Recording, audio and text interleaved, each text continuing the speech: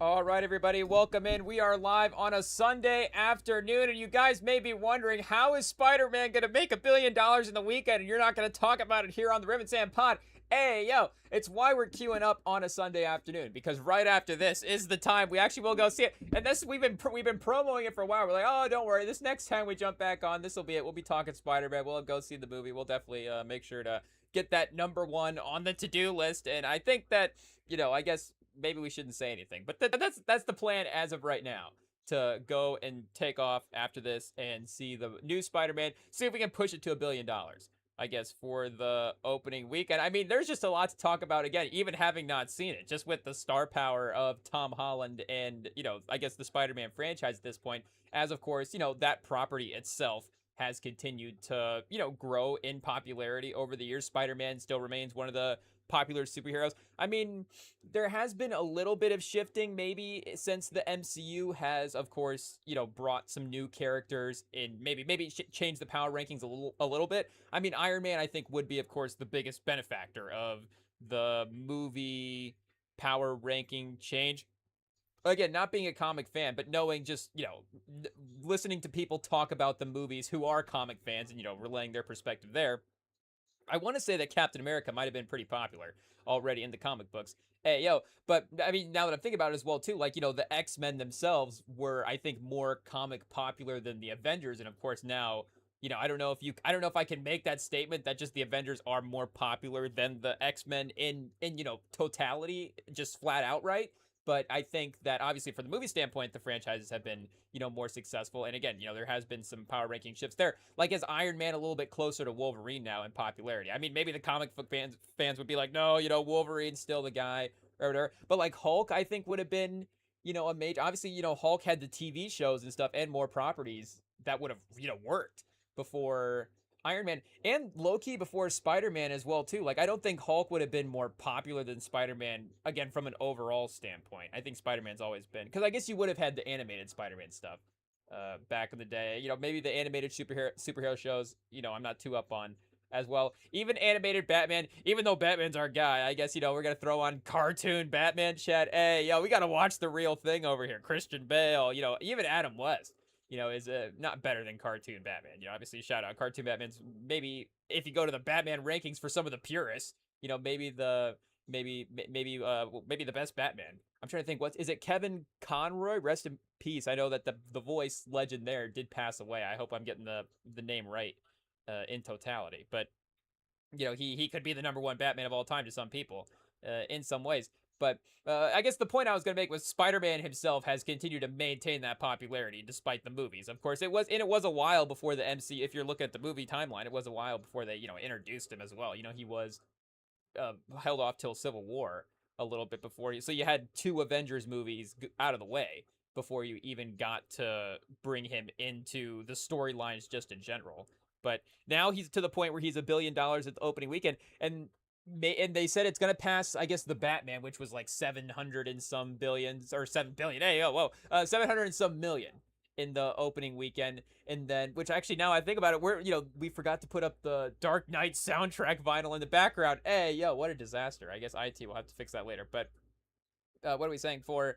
So maybe Batman 2 would get there over a potential 900 mil. Who's to say? But I don't know. That's obviously pretty crazy. And I was trying to think of a good comp for what Tom Holland could be as, a star right now, because he is, a great actor for sure. I mean, obviously he's taken the Spider-Man roles and really been able to sort of craft his own, Peter Parker, Tom Holland Spider-Man personality there in a way that does stand out a little bit distinct from the 3. And, the 3 themselves, there is a difference enough between them in some ways, in the feel of the movies that, they are distinct a little bit. But he hasn't necessarily, again, like, been I'm not saying this disrespectfully as well, too. I'm just, obviously the box office draw is there for sure. And he is, again, a great actor. I was trying to think, is he like Tom Cruise at one point? Obviously, maybe a little bit of a blend before he started to hit the franchise stuff. And, that just is now as well, too. The franchise stuff can hit a little bit earlier in your career.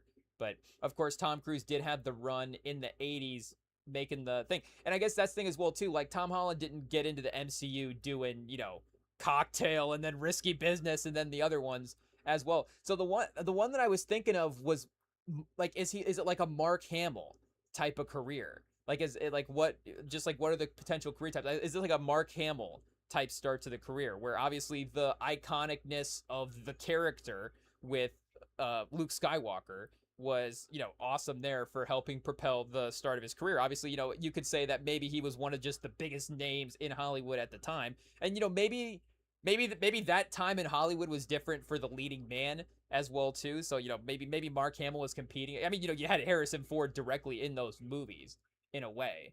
So maybe that again goes for like the Tom Holland argument. Like I think Tom Holland, shout out to Mark Hamill. I mean, Mark Hamill is a great actor for sure. And again, speaking of voice actors, like one of the great voice actors of all time with his portrayal of the Joker, of course. So the fact that he has Luke Skywalker and the Joker, like Mark Hamill might be the number one like fandom guy of all time. It's like Mark Hamill and James Earl Jones are like the two like top fandom guys. I guess there's got to be like I guess Patrick Stewart's he's been in Star Trek and Marvel as well. So I don't know. Maybe Van Lathan call in. Maybe it's a Ringerverse Midnight Boys pod. They do the fandom actor power rankings. Like what are the guys that have done the best, most properties, as well.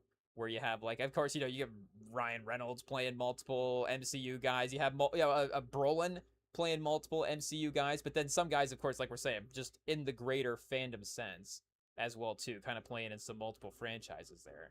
But anyway, for Hamill, again, there aren't like it's not like there is again the Cocktail, Risky Business, eyes, Mark Hamill's Eyes Wide Shut, maybe who knows, but again, there is sort of that, or like a Michael J. Fox is like maybe there's like Michael J. Fox would be like the next step up, I guess maybe after Mark Hamill, where Michael J. Fox does have the iconic character, of course, with Marty McFly, but does have some great other roles outside of that as well too.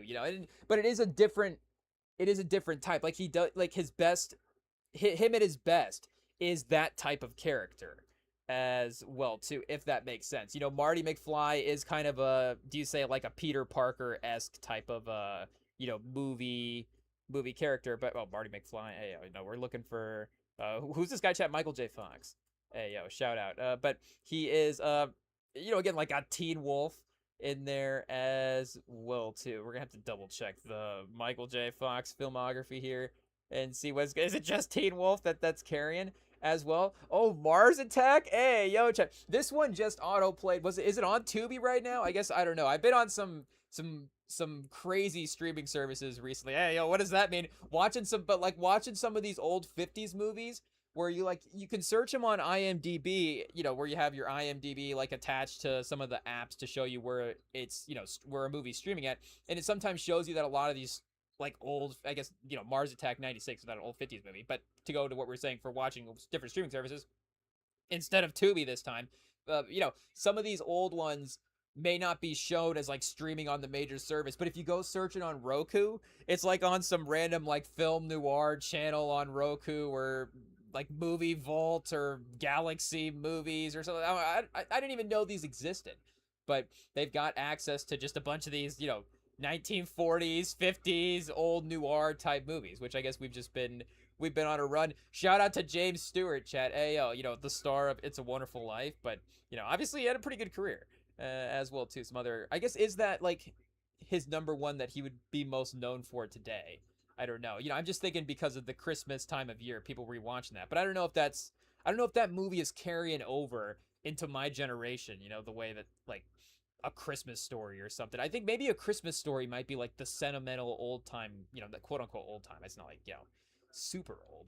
But, it's like, the quote-unquote old-time for our generation sentimental family Christmas movie that people mention a lot more. I'm just trying to think of conversation. Or, like movies like Elf and stuff, obviously getting popular as well, too. But I guess the point was, I'm assuming Mars Attack was on Tubi and not one of these random streaming services. But it auto-played after... I forget what movie it auto-played after, but it auto-played next. And I was gonna not watch it because I was like, I don't really know what this is. I've never heard of it before. And I was like, I'm on a mission. I got another, probably another movie we could watch here. But once it started playing the opening credits, I was like, I kind of just have to keep this on. And I guess now that I'm thinking about it, I left right afterwards as well too. So I was like, I guess, we're not going to be forced to watch this. But the opening credits were insane. It just kept rolling famous person after famous person after famous person. Yeah, I guess I don't even know if this is everybody. But I mean, it has to be. This is quite the list. But it was Jack Nicholson, Glenn Close, Annette Bening, Pierce Brosnan, Danny DeVito, Lucas Haas, Sarah Jessica Parker, Martin Short, Michael J. Fox, speaking of our guy, Rod Steiger, Tom Jones, then Natalie Portman, and then Jim Brown, Lisa Marie, Sylvia Sidney is in this before her Euphoria role, and also Pam Grier is in this as well too. I mean, this isn't even the full cast. Let's see if we can some of the other names as well. I guess they don't even have. Oh yeah, here we go. Pam Grier is in this, but yeah, Jim Brown, shout out, is in this as well too, playing a retired boxer. It's like, why can't he just be a retired running back? I guess I had to go back and watch the movie. I watched the opening credits, and then when I got back from whatever errands I was running, it was like the last scene. So spoiler alert for Mars Attack here, if you do want to watch this, if you see the cast. I guess we kind of scrolled past the plot as well too, and it's, we do have a lot of movie information here. So if you want to watch Mars Attack because the cast seems interesting, move past it. It's a Tim Burton movie as well too, so you have to go back and double check Tim Burton's career. I'm not always like locked into all of his movies, though. You know what they are, obviously, but I'm not locked into like going back and rewatching them all the time. But I don't know if 96 was like the peak of his powers to just get. I mean, there is like the entire cast. There isn't even like an extra in this movie that is just like a person that you don't know. It was starting to get to the point where I was like, okay, Rob Steiger. I was like, oh, maybe we're starting to get into another tier of the list. And I was like, Natalie Portman. I was like, okay, we're just Jim Brown. I was like, oh nope, more stars. We got more stars. Still go Danny DeVito as well too. But what are we saying for the movie that when we walk back in at the end? It was Pierce Brosnan and Glenn Close against. Spoiler alert, 3, 2, 1. It was their decapitated heads like rolling around on the ground. It's Tim Burton, so it's like kind of comical as well too. But I guess we're not PG-13 anymore for violence. But it was their decapitated heads rolling around on the ground. And then they're like, and Pierce Brosnan was like, "I'm sorry, I wish it could have worked out better." And then Glenn Close was like, "I know." And then they just like had like a last kiss as this spaceship like sunk into the water, I think is what was happening. I was a little, I guess, again, obviously confused just walking in on the last scene, but the very impressive opening credits. One of the best. Just roll the names one after another right after this. I mean, this is quite the list. But shout out, honestly, I think we'd watch it for anybody in this. Anybody could be the lead of, like, literally, this may be the one movie where anybody could be the lead of this movie. I mean, even Jim Brown like could be the lead of the movie as well too. But I was gonna say Jim Brown is like the main reason I want to watch this movie. But I have been on a little bit of a Nicholson run as well too. So obviously throw Mars Attack in, like one of the must watch Jack Nicholson performances. Mars Attack. I think the scene that we did walk in on before the decapitated head scene, it was like Nicholson like ducking down under some podium, and he like makes this like surprise expression, and I was like, oh, Nicholson, man, he paycheck movie, I think, for this one. But I guess he plays James Dale, President of the United States, in Art Land. Chad, hey, yo, owner of the Galaxy Casino, Art Land. What a name for, I guess, corporate guy there. But yeah, it was very, very impressive to see. And I guess like we were saying, involved Michael J. Fox as well too. So I guess with Tom Holland in the Odyssey right now, like this is kind of the place that Tom Holland is in for his career right now as well too, kind of like outside the Spider-Man universe, it seems a little bit, where again, like early on for the casting rumors, it was like, oh, I remember it being kind of billed, and maybe that was just again as the names were being assembled as well too, there just needed to be more high-powered names getting in there, not necessarily more high-powered than Tom Holland, but just again as the movie formed out. But it seemed like early on it was being initially billed as like oh, Damon and Tom Holland are in this movie, and then now it kind of flipped a little bit where. And again, speaking of not going to see movies, we're being bad journalists right now, chat. We haven't gone to see the Odyssey either. But we got to make smart decisions right now. So it's like the Odyssey or Spider-Man, I guess it is what it is. But I guess maybe we'll go. I mean, we will see the Odyssey at some point. It's not like we won't watch it. We'll watch it on our little TV here in the house, just like Nolan intended. Which is one of the, I guess, the funnier things that we are seeing right now online. Or especially when the Odyssey first dropped, was people posting those types of things, which was like, watching the Odyssey the way Nolan intended. Somebody printed it out like frame for frame on some old receipt maker, I think, or like a label maker. They just typed out every word for the Odyssey on a label maker and then somehow spun that into a visual that was like, okay, now it's turning into the movie or something. It's like, I don't even know what people are doing at this point, but people are queuing it up on old iPods and like their Apple Watch, watching the Odyssey on my Apple Watch, just like Nolan intended. So we'll watch it here on streaming, on the couch, on our little TV, on our phone, with another NBA game on the background on our other TV. Just like we'll probably watch it on mute with NBA with 1996 NBA audio in the background, just like Nolan intended. Hey, yo. Did Nolan intend Bob Costas at halftime, his audio to be going while Damon is fighting some type of, is Cyclops the right word? That's like the one eye type of guy. I think that's like kind of the only there's the Cyclops, and then there's the there's like the ladies that they, I guess is it mermaids, right? But I think there's another name for them as well too. I guess maybe if I was more up on the Pirates of the Caribbean franchise, we'd be more locked in on what those would be. What are sailors hallucinate? What sailors hallucinate when they're at sea? But there is that as well too. And I guess there was the Giants as well. Again, I guess we're not just up on the Odyssey story in general. Somehow the Odyssey story, again, like the most popular story that nobody knows nothing about.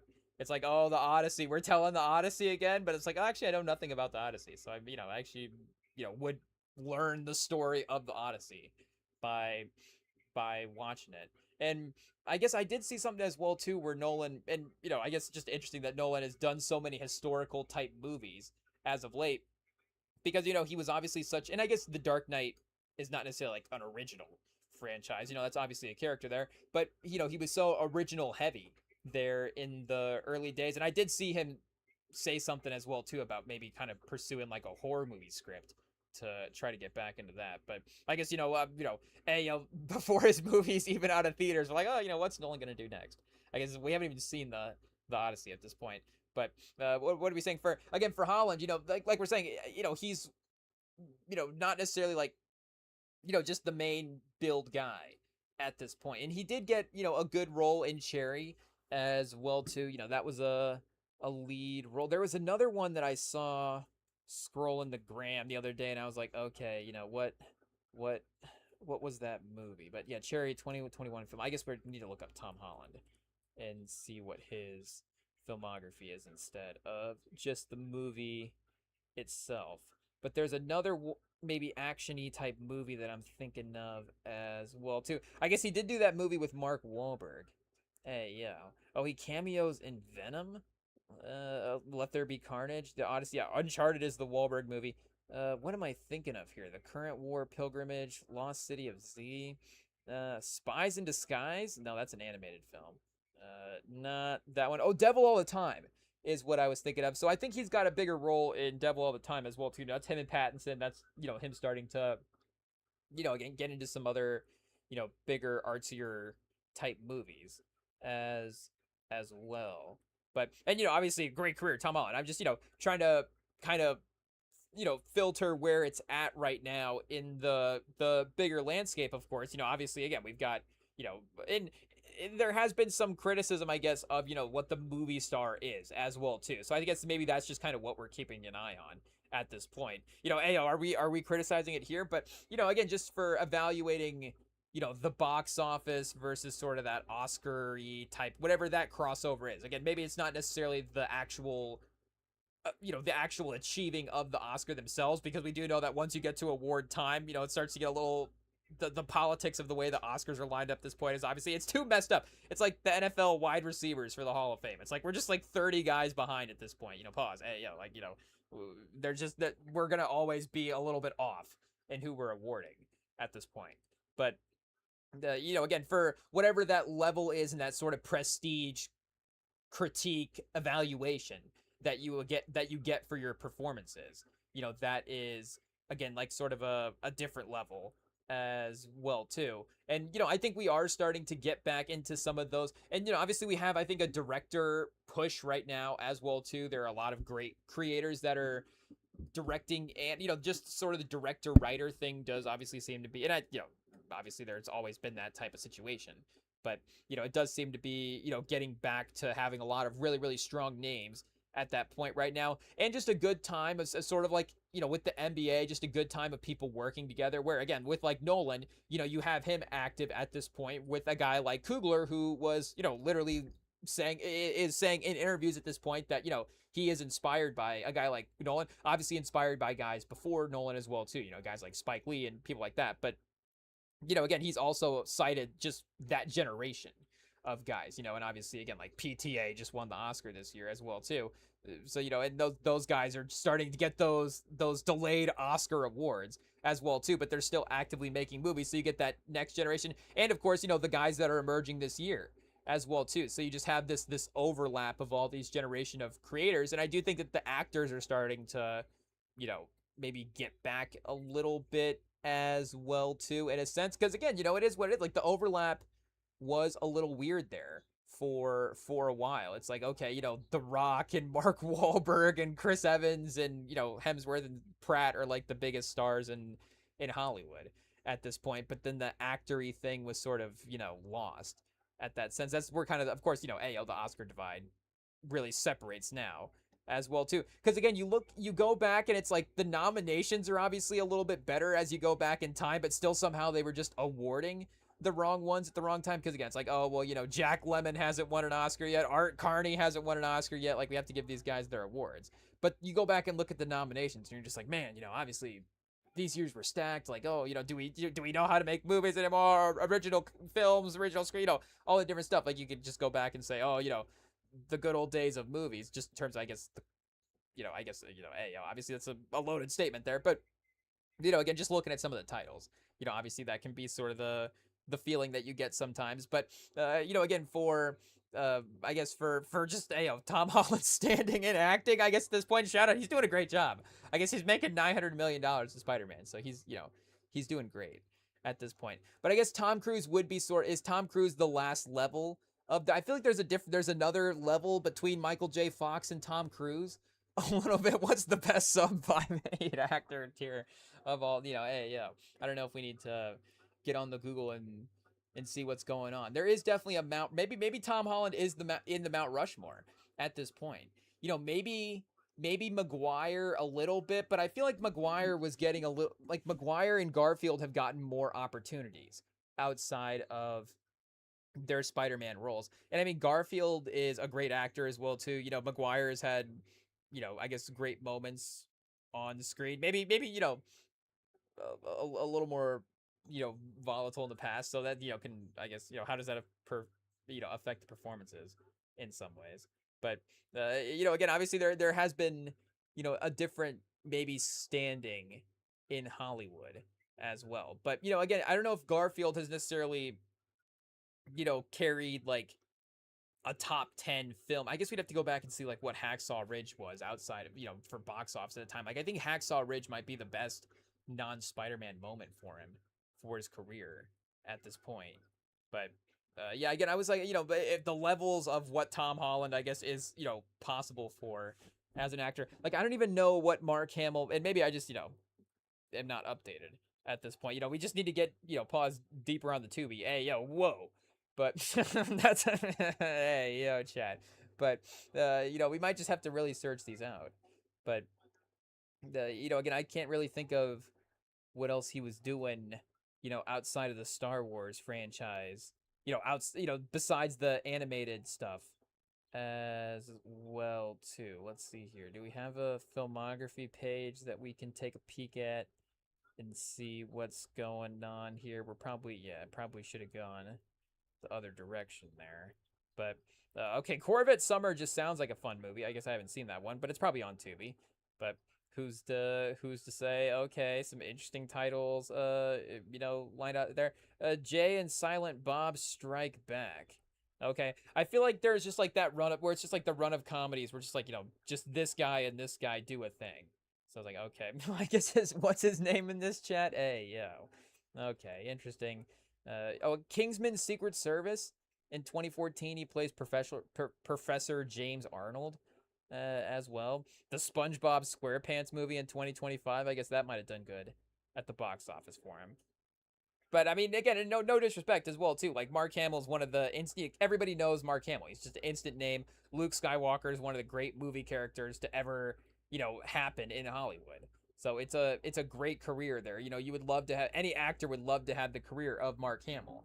But I'm just saying for the variety of characters that you recognize a person for, again, obviously, like we're saying, there is the one sort of definite character for Hamill at this point, and again, obviously, shout out, and I think those opportunities, but I guess he's still gonna have two Spider-Man movies to go as well too, and of course, I guess there is the Deadpool joke about Marvel never letting people go. Obviously, they've brought back all the original Avengers, Downey and Chris Evans and Hemsworth and all those guys as well too, and I think maybe the Ryan Reynolds as well too is quote unquote trapped a little bit, but I don't even think it's trapped.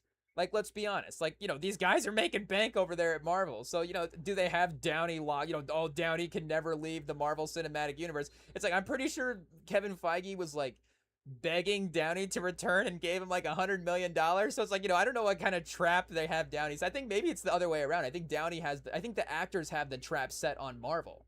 And Marvel, and that's where Marvel can't let the actors leave at that point. So the point is maybe the point was going to be like Marvel is always going to, they're always going to throw the money at the actors in that, to recontextualize a little bit. But, and maybe, there's a different level of actor at that point that is a little bit more, I don't know, contractually obligated to some things. I guess, I don't know all the behind the scenes stuff. Obviously, the way that maybe Deadpool does. Probably sneaking around over here and things, but again, for being trapped, like I can't imagine that, and maybe that's, who knows, like what the 3-film negotiation was before this as well too, because I was seeing a little number that was like, the base salaries for the Spider-Man cast and how it's grown over the years, and I was thinking, it is, and even Zendaya as well too, like obviously as she's probably a bigger star at this point in just the industry than Tom Holland is. Again, especially if we're going outside of the MCU. Obviously, the character in the MCU is, obviously not playing the same superhero role as Peter Parker is. But, again, for the star power of the actor, Zendaya's probably got, a little bit higher up on the power rankings there, if not arguably just one of the most, notable actors just straight up working right now that we have.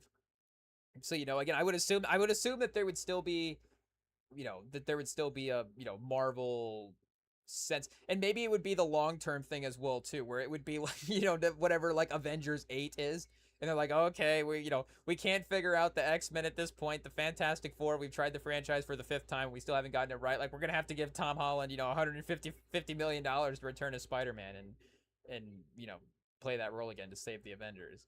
But some of the other guys don't seem maybe as trapped as Deadpool was saying. Like maybe like if they were gonna return Snipes as Blade at this point, because that was some of, I guess, the extra Marvel news as well too, is just the confirmation that the Blade project is, I think, no longer happening at this point. I guess again, does that confirm Mahershala Ali as Blade is not happening? Obviously some other was it Midnight Boys was the other project that was being circled around. I only know that as, again, a title being circled. I don't really know what that entails from a comic standpoint. But, that was a title that maybe that the Blade character was being tied to. So we could maybe still see Mahershala Ali, but obviously the movie itself is, officially probably not happening anymore. But, you would assume that, and, hopefully, you would assume this in the right way as well, too, that, if they were going to return Snipes for Blade, that, it would be a massive, massive payday to get him to return as well too, to play that iconic character, to do the same sort of thing, to sort of quote unquote sort of save that franchise in the same way as well too, to kind of have Downey return and in play Iron Man. I don't want to be disrespectful to Snipes and not have him on the same level as Downey, not say he's worth $100 million, in that actor role there to return as Blade. But I mean, would you think like, maybe I'm crazy to think that you could get, maybe 20 is too much, maybe 10, I don't know. Again, I'm trying to think, obviously the Iron, what Downey means to that franchise is insane. Like we I think we can all understand that. I think Downey just as a person for a franchise. Again, what he means, like, it is pretty unparalleled in a way, and just the gravity that he brings on screen. Obviously, Chris Evans does a great job in his role as Captain America. Hemsworth has really got, done a great job in his role in Thor over the last, handful of movies. And again, there's a reason that they returned a lot of those main guys, because it does work. But Downey is, clearly a different, a level of actor, even though all those guys are great. Again, Downey's an Oscar, but he's been that way his whole career as well too. So it's not like, oh, the Iron Man surprise. Obviously, it was sort of like, it's like the NBA player maybe like recovering from the knee injury. They get the contract. I guess it was a little like Steph. Maybe, the Warriors they had Steph on that little bit of a lower contract. Because when you forget, the salary cap, of course, did spike when they signed Durant back in the day. But they did also have Steph Curry on like a $10 million a year. It's like 4 years, $40 million. It was like the last year of that deal that he had, and he had signed that because, again, some ankle, and I think maybe he made a favorable deal as well. But there was some ankle injury stuff, obviously some consistency stuff that they were still working out at that time, and he was, starting to show that he was going to be a really, really great point guard in the league. But, again, it obviously did affect, what the contract extension value was, quote unquote, and, the long-term ripple effects of that were, there was that extra salary cap space there to be able to sign Durant. If I'm thinking about that correctly, I want to say that lined up, but I could be wrong. Steph could have re-signed before that, and it couldn't have mattered. But I want to say that Steph Curry was still in that last year of that 4-year deal at that time.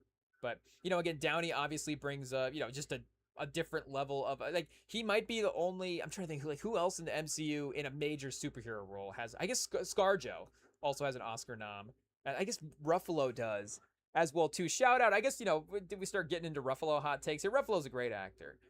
So we're not gonna, start getting too hot takey here. But, I guess Ruffalo has a Oscar nom as well too. Again, I'd have to, think about it. Obviously the MCU has really worked with a lot of people. And I'm not trying to think of like, oh, they brought in like, Glenn Close for this one movie. Again, they have obviously worked, Anthony Hopkins was in Thor. So, they have had other Oscar noms in that, Oscar actors in that way. But, and I guess shout out, I'm not trying to bring up any sore memories. I don't think Glenn Close has actually won an Oscar, but, obviously the level is there again, the Oscars are not right. So Glenn Close is an Oscar level actor. But, again, obviously I'm not trying to be disrespectful by saying that there. But, the point was to be respectful by bringing up the name. But hopefully it was, hopefully if Glenn Close is in the chat, it was well received. But, again, I guess Blade, hopefully he'd be able to, Marvel would be able to take care of Wesley Snipes if they were returning him there. But I think, Tom Holland, in the sort of quote unquote trapped role would have that power as Spider-Man. Because again, we're seeing, I think his character, his portrayal of the character is just as important, again, as the character popularity itself. Like, yes, like I was saying earlier, the Spider-Man franchise is still, hot, not a hot take, maintained itself as one of the best superhero franchises. But Tom Holland is really, really taken that role and really, I guess done, again, in my mind, I still love the Garfield portrayal of it. So it's difficult for me to say like, oh, Tom Holland's doing better than Andrew Garfield. I think the movies themselves have been better as well too. So that is, again, a reason for people to go see. Like there has been a little bit more consistency across that previous trilogy than, there was in the first two Garfield movies. But, even if they did a third Garfield movie now, I don't think it would be 900. Well, who knows? Maybe Garfield and Spider-Man would do $1 billion on the opening weekend. I don't know. But, again, obviously, I think Tom Holland has really expanded the popularity of that on-screen role as well, too. And those movies have definitely done that. And I think, again, obviously, I mean, Hollywood, all the industry stuff, you can see this in the music industry as well, too. Rap TV, Instagram, they post their monthly power rankings. So, it is fluctuating, of course, like, oh, this guy drops an album, we're all kind of listening to this guy, it's like, okay, is this artist like actively now still better than the Clips? But the Clips, haven't dropped an album since a couple years, obviously, they just dropped it recently, and it's still in rotation, and it's still a classic, and it's still, something that of the recent times, is still something that we're bumping, but, maybe on the Rap TV power rankings, they're not going to be top 5 as of right now. Again, maybe maybe that's where the industry is at a little bit with actors in some ways, where it's like, okay, the guy dropping the movie, we're celebrating, Tom Holland's moment, obviously, and again, big month for Holland, Pattinson as well too, just dominating constantly in these movies as well. But I think again, and Pattinson is the example, of course, of I guess maybe Pattinson is, I guess, because Pattinson is not a character type, again, that I think Tom Holland would pursue a lot. Like, I don't know, again, like the Tom Cruise, Michael J. Fox, who was the other guy we said. Oh, Mark Hamill. Like, I don't know if respectfully if any of those guys could have played Batman. Like, I think now this is gonna be disrespectful. Like, I think there is a good Robin potential for all those guys. So it is interesting, but like Pattinson, again, hasn't necessarily been like a Batman outside of the Batman franchise, if that makes sense. Like, he still has been in a lot of the same supporting movie roles that maybe Tom Holland could get, just like the character impact, if that makes sense. Like, again, in Tenet, he is like I guess maybe the second character in that movie. Well, maybe the fourth character in that movie, because you would go John David Washington, and then the lady star in that as well too, and then I remember all the guys and not her name, but that's just me being an idiot there. But and then Kenneth Branagh's character, and then maybe Pattinson's character over Aaron Taylor Johnson's character at that point. But again, he's like the fourth best character, not best, but the fourth lead in Tenet. Maybe the second, or I haven't seen the Odyssey yet, but like maybe the fourth lead in the Odyssey. What is he probably going to be the fourth lead in this Dune movie that's popping up as well too? And again, these are some of the biggest movies, some of the most stacked casts as well too. So these are totally make sense. Like, okay, yes, he is.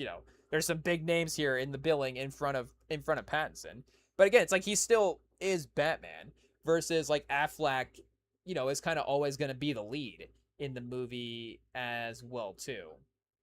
So I guess, is that going to be what Tom Holland does for the next couple of years? Is that how he continues to build his name outside of Spider-Man? Is it through taking those, continued supporting roles in the big movies and working with the big creators? Or is it going to be, trying to actually be the lead man type of thing as well? Because I'm trying to remember it.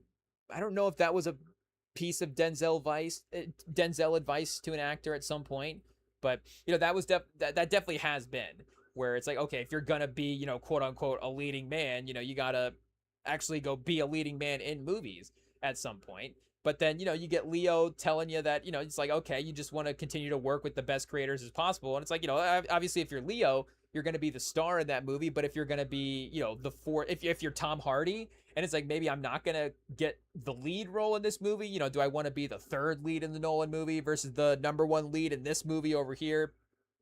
Obviously it is a thing. Like a guy like Glenn Powell. Like Glenn Powell obviously was like a big star out of Top Gun, was not like, and I have to go back and revisit Top Gun Maverick as well. But, it was one of the big power ranking names that was dropped out of that movie. Obviously, that was one of the things that helped launch his career there.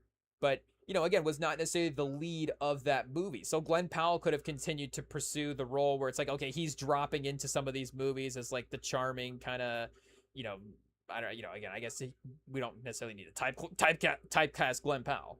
But, he could have been dropping in as the supporting guy in a bunch of these movies because, again, he was a really, I think in a lot of ways, but, to a lot of people there, but, a really hot star at the time. Hey, yo. But, again, we just have to evaluate what the conversation was at the time. That's all it is. Again, our journalistic dignity there. But, again, he was obviously, like we're saying, a hot name at the time out of Top Gun Maverick. Like, people would have, pursued working with him. I think people still will. But, again, he has been more so, do you say worried about being the lead on the poster? But that's clearly the movies that he's been taking.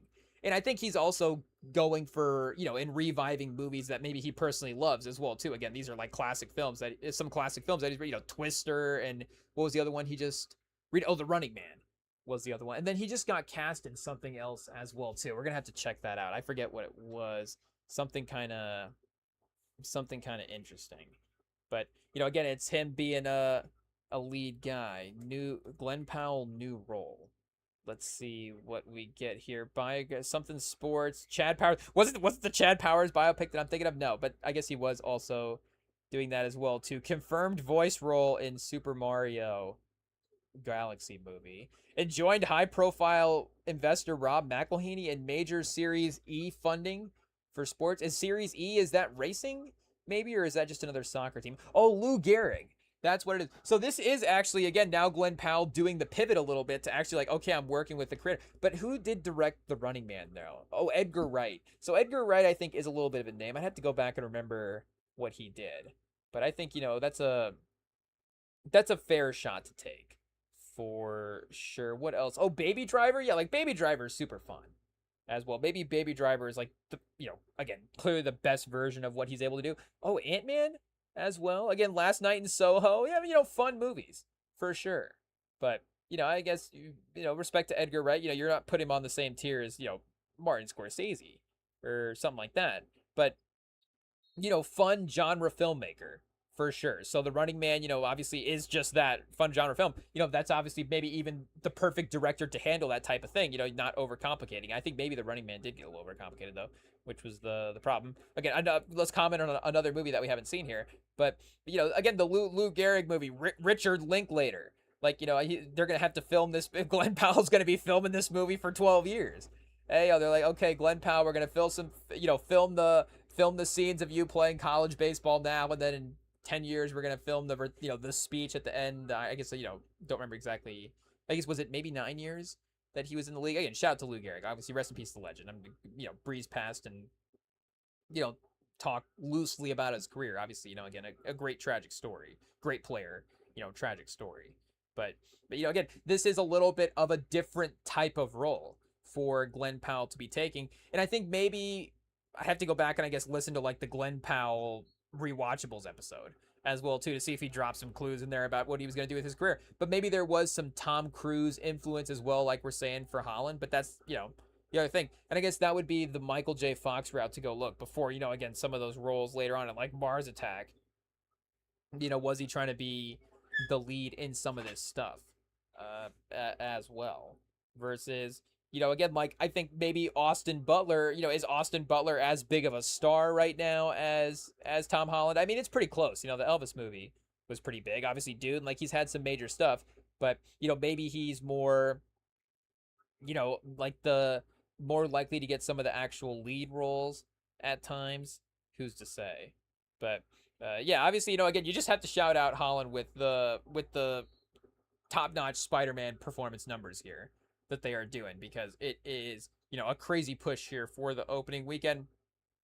And obviously, like we're saying, is there sneaky $3 billion movie potential here with Spider-Man? But at least just it shows what just that excitement is for a Marvel movie, like just that initial flood. Hey, I know there's probably some other analogies that we could use there, but it's a Sunday, so we're not gonna get too crazy. But again, for jinx myself for later, Chad. Hey, can't be too too high and mighty over here. But what are we saying for now? I guess now we're thinking about is the analogy we can make. But again, just that initial rush for just wanting to see what is a quote unquote safe good Marvel movie as well too. But then, like we're saying, the Spider-Man franchise on top of that, summer blockbuster. Like I think it's a lot of things obviously being poured into just that initial everybody has to go see this movie in some ways.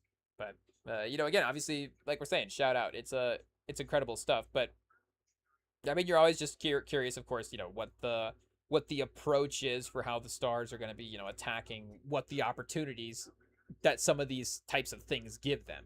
Obviously, again, because this is going to be one of those moments where it's going to be you don't want to jinx him, and I guess say it's going to be the most powerful that he ever is in his career. But, again, few actors ever get to this level where it's like Tom Holland. And I think especially with what you were hearing about with the movie as well, too. Like, obviously, he was starting to, talk about some of the process of the movie making in some of the interviews. But you definitely started to see his confidence grow and just his knowledge in the movie industry being on different sets. Again, he has worked with good creatives as well, too. Obviously, Nolan, especially in this last movie, and that's who he was referencing a lot of the times in talking about how things that he was like okay mentioning on the Spider-Man set. But again, like Tom, like you hear that and it doesn't necessarily come across as annoying.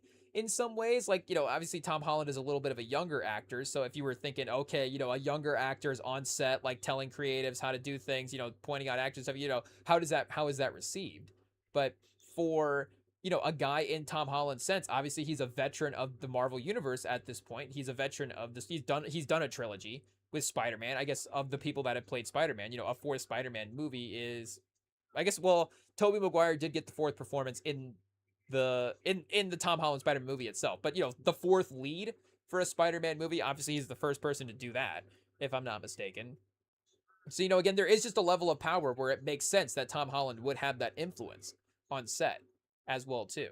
So, again, is that just something that he is going to continue to pursue, is just being able to have, that creative influence on set, be able to, again, use some of the opportunities that he maybe is presented with him here because of how popular this Spider-Man role is. But, make no mistake, he's getting our money as well, too, because we're headed to the theater right after this, like I was saying. So, we do have some other news to get to and some other stuff. And I guess we will also, return with Spider-Man thoughts once we actually, get it and see it and make sure it's underway. I guess, worst case scenario, we go see it tomorrow. I guess, the schedule here is, of course, Sunday, Tuesday, Friday on the live stream. So, we will be back Tuesday with, hopefully, like we're saying, the Spider-Man episode. So we have a little bit of time here to, we can push it off, I guess, now that we have time. No, that's not what we're saying. But I'm just saying, like, I don't know, again, we've been promising it. So I guess just in the event that we continue with the bit of not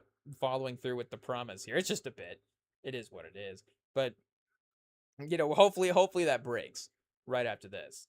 But again, shout out. Obviously the numbers are insane. So this is some crazy box office stuff. Passing Avengers Endgame. Like it's at the time you're like, who's gonna pass Avengers Endgame? And it's difficult to say that because again, you're probably go back and you're like, oh, who's gonna pass? Good, no, nobody's gonna make more money than Gone with the Wind made at that time. But it does happen. Things go. Somebody does eventually score more points than Kareem Abdul-Jabbar. I don't want to be the guy to say it right now because it does seem impossible. And who knows? Maybe maybe we won't live to see it. I guess maybe that's the way that it doesn't happen. But in theory, if time goes on, I guess, again, 1,000 years from now in the NFL, like I think somebody would, get past Brady's passing yard record at some point. Again, how would it be possible? The career totals, he played for 20 years, 80,000 yards, all the playoff runs. And obviously the playoff runs for Brady is crazy. Again, LeBron has that as well too with the total points. Like you have to go to, 8 straight finals and all those different things. Like how is it possible? But Wemby just ripped through the finals in his first year. So, you see it right there. But, no, again, the longevity for what, some of these guys have done as well, too, is a whole nother factor. Like, are we ever going to see that again? It's like, okay, it's going to be impossible. But the one thing you learn time and time again in sports is obviously nothing is impossible. I guess, what is actually impossible? That is, I guess that's an article, right? That's a summer bit, the most unbreakable records. But then you look at those and then some of them, you're like, oh, well, maybe who knows? I guess like DiMaggio's hitting streak or something like that. Maybe there are some where there are legit, tweaks to the rules where records couldn't happen in certain ways. But, again, people would say like, oh, the rushing in the NFL would be an easy one. Oh, the game has changed. People don't run as much. The running back importance is different. It's like, that is totally true. That affects the game on a mass level. And of course, season to season, there's not going to be a guy that maybe is constantly chasing that stat record. But does that mean that nobody is ever going to be good enough to break, is it Eric Dickerson, I think, has the single season record that Adrian Peterson was going for? I keep wanting to say Walter Payton, but Emmitt Smith has the number one all time. And then Dickerson has the number one in the season. But, maybe somebody gets close to that. Again, obviously Peterson almost got there a couple years ago. And, again, you see like with Derrick Henry's career right now, like could Derrick, and not maybe, Derrick Henry specifically, he could as well for sure. I'm not writing it off, but, again, it just shows you that there are, great careers behind. Like could another running back, of course, get to Emmitt Smith's all-time record? Like again, it's impossible. No points per game, but he didn't play as many seasons as Kareem, so Kareem has more total points. He gets that record there. Again, there are other. Oh, are we getting disconnected? Maybe that's for the best. I was like, okay, I'm forgetting exactly what this records rant has to do with Tom Holland's box office. But I guess the $3 billion movie is what we were saying initially. That's what the NBA record was. So again, the point is, you're like maybe some of this stuff is not possible, but again, it will happen at some point. Like a movie, will cross the $3 billion threshold. A movie will, I mean, I guess Avatar passed it because they re-released it. But the other Avatar movie almost got there as well too. And again, that movie wasn't even good. Hey yo. So it seems like the Spider-Man movie might actually be pretty good. And people are obviously going to see it. So maybe it gets there. And the other, again, the Fire and Ash is the fourth movie in the franchise as well too. And then who knows? Maybe Spider-Man gets to like 2.7, and then Avengers gets to like 3,000,007 or something like that. Like who knows? But I think that maybe Marvel does get there, or of course, an international film will cross that threshold as well too. I think that would be undeniable as well. Will it be an animated film? I guess maybe we do need a superhero film to do it if it's a live action. Can we get a live action film to the $3 billion mark before an animated film? Because I do think now, as I'm thinking about it, maybe an animated film would be slightly more likely. Of course, superhero reaches a lot of the same sort of audience crossover stuff as well too. But yeah, hey, Tom Holland, shout out again. We're excited to go see that is for sure. What's the post credit scene? What's our guy Destin Daniel Creighton do with this movie? Obviously, we're fans of him as a director, so we'll report back with all the stuff as well too. But again, we do have another movie to celebrate. We're kind of flipping around maybe what we would have done for the Tuesday episode, and kind of celebrating now the movie that we would have used. So we will get to that in a second here. Of course, we do have some news to go over, and we do have to play today's GOAT Lab as well. Again, as the number one pod in NBA games, except for the fact that we forgot to play yesterday's.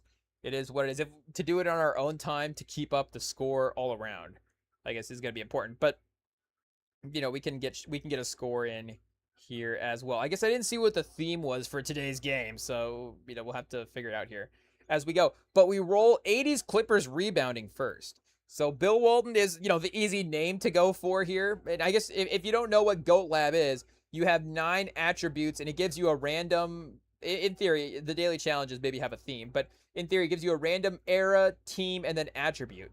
And you have to pick a player, you have to pick that attribute from that player to build out your perfect player. So, again, 80s Clippers, we're going to take whatever rebounding skill we want from the 80s Clippers. So do we want Bill Walton's rebounding abilities when he was on the Clippers in the 1980s? Maybe. He was also kind of injured up. But maybe when he was playing, just his basic rebounding numbers were good, which would be the part that would make the attribute high there. World be free, great player, great scorer, though I don't know a rebounder. Terry Cummings might be a safe option. Danny Manning as well, too, kind of late half of the 80s. In some ways, I guess we just kind of have to go with Bill Walton as well. Though taking the legendary name has obviously not always been the right move. We have been burned a couple of times, but and the daily challenge, is a one-shot chance here. Pause. But I think we got to go with Bill Walton here. A 90 on the rebounding. Okay, the goal is to get 90 plus on everything at least. So there are some attributes that will obviously dip down under that. But 2010's Kings handles. Hey, maybe speaking of getting 90 on everything, might not be great. We have, I think, pulled this card before. So I want to say, like, Isaiah Thomas, actually, he might be pretty good here. Maybe I was doubting him, and it was better than I thought. So let's go Isaiah Thomas and see what we got. Yeah, boom, 90 on the handles. Okay, boom, I remember correctly. Okay, I was like, I think maybe I was having deja vu there. I was like, I've done this before. I've doubted it, and then it was good. So pause. Hey, But, okay, so we got 2 90s on the board now, at least. 2010 Timberwolves height. So, again, our theory for this is just kind of always take the tallest player as well, too. Like, it's not necessarily, again, a height and weight. Hey, no disrespect to any of the other tall, off-weight players. Either way, again, would you want Wemby's weight necessarily and his height, obviously, but the way he moves, you take it. Pause. Like if it was Pekovic, like, do we want our player to be built like Pekovic? But 6'11" is fine. 6'10" Kevin Love, 7 foot Karl Anthony Towns. Again, we just have to go 7 foot. We just have to make our player unstoppable. And getting Karl Anthony Towns on the board is fine as well, too. Though, like, Derek Williams as well, too. We want to just kind of a solid... Oh, or Beasley. Michael Beasley, if we just want, like, kind of a standard wing build as well, too. But we'll just take Towns as well. 7 foot tall, 98 overall in the height. Boom. That just seems like the easiest cheat of this whole thing is just take the tallest guy. It is what it is. But So I guess there is the possibility where you could roll the Manute Bowl option for the height or something like that. It's like, okay, Yao Ming, we're getting 7.5 in this awesome player. It's like a cheat 2K build. But, so there, I guess that is possible. But 2020's Heat's shooting. So if this was specifically the Eastern Conference Finals a couple years ago, we could go Caleb Martin. Hero, for going like the 3-point percentages and stuff, I think Duncan Robinson might have to be the move here. Honestly, Strus as well too. Gabe Vincent, all pretty good 3-point shooters. Again, Jimmy Butler, I don't think is going to be a bad pick here. But I think if we want to maximize, just that single attribute, we want to go with Duncan Robinson. I'm kind of tempted to go with Strus though, but I guess Robinson's our Michigan man, so we can't pass on our Michigan man. We got to go Duncan Robinson. 96, chat. This player is cooking at this point. I'm not gonna lie. 2000s Blazers passing. Okay, this is interesting. Arvydas Sabonis is a sneaky passer, though I don't know if they're gonna give him a high rating. And I feel like Brandon Roy's going to get disrespect there as well, too. Obviously, he gets known as a scorer. I don't think he was like a main assist guy. But Rasheed Wallace, good passer. Damon Stoudemire, Bonzi Wells, Steve Smith also kind of might be a sneaky playmaker as well. We might have to go Stoudemire. Though, again, our theory of kind of, what do we say, defaulting to the best player, maybe he's gonna work. I feel like Brandon Roy's gonna burn us here, though. It's not gonna. With all due respect to Brandon Roy, I just don't think this game's gonna give him a 90+ on his passing attribute. But I could be wrong. So I'm always down to be proven wrong by Brandon Roy for sure. Obviously, great player. But I'm kind of tempted to go Arvydas Sabonis as well too. The passing of Arvydas Sabonis with the playmaking of Karl Towns.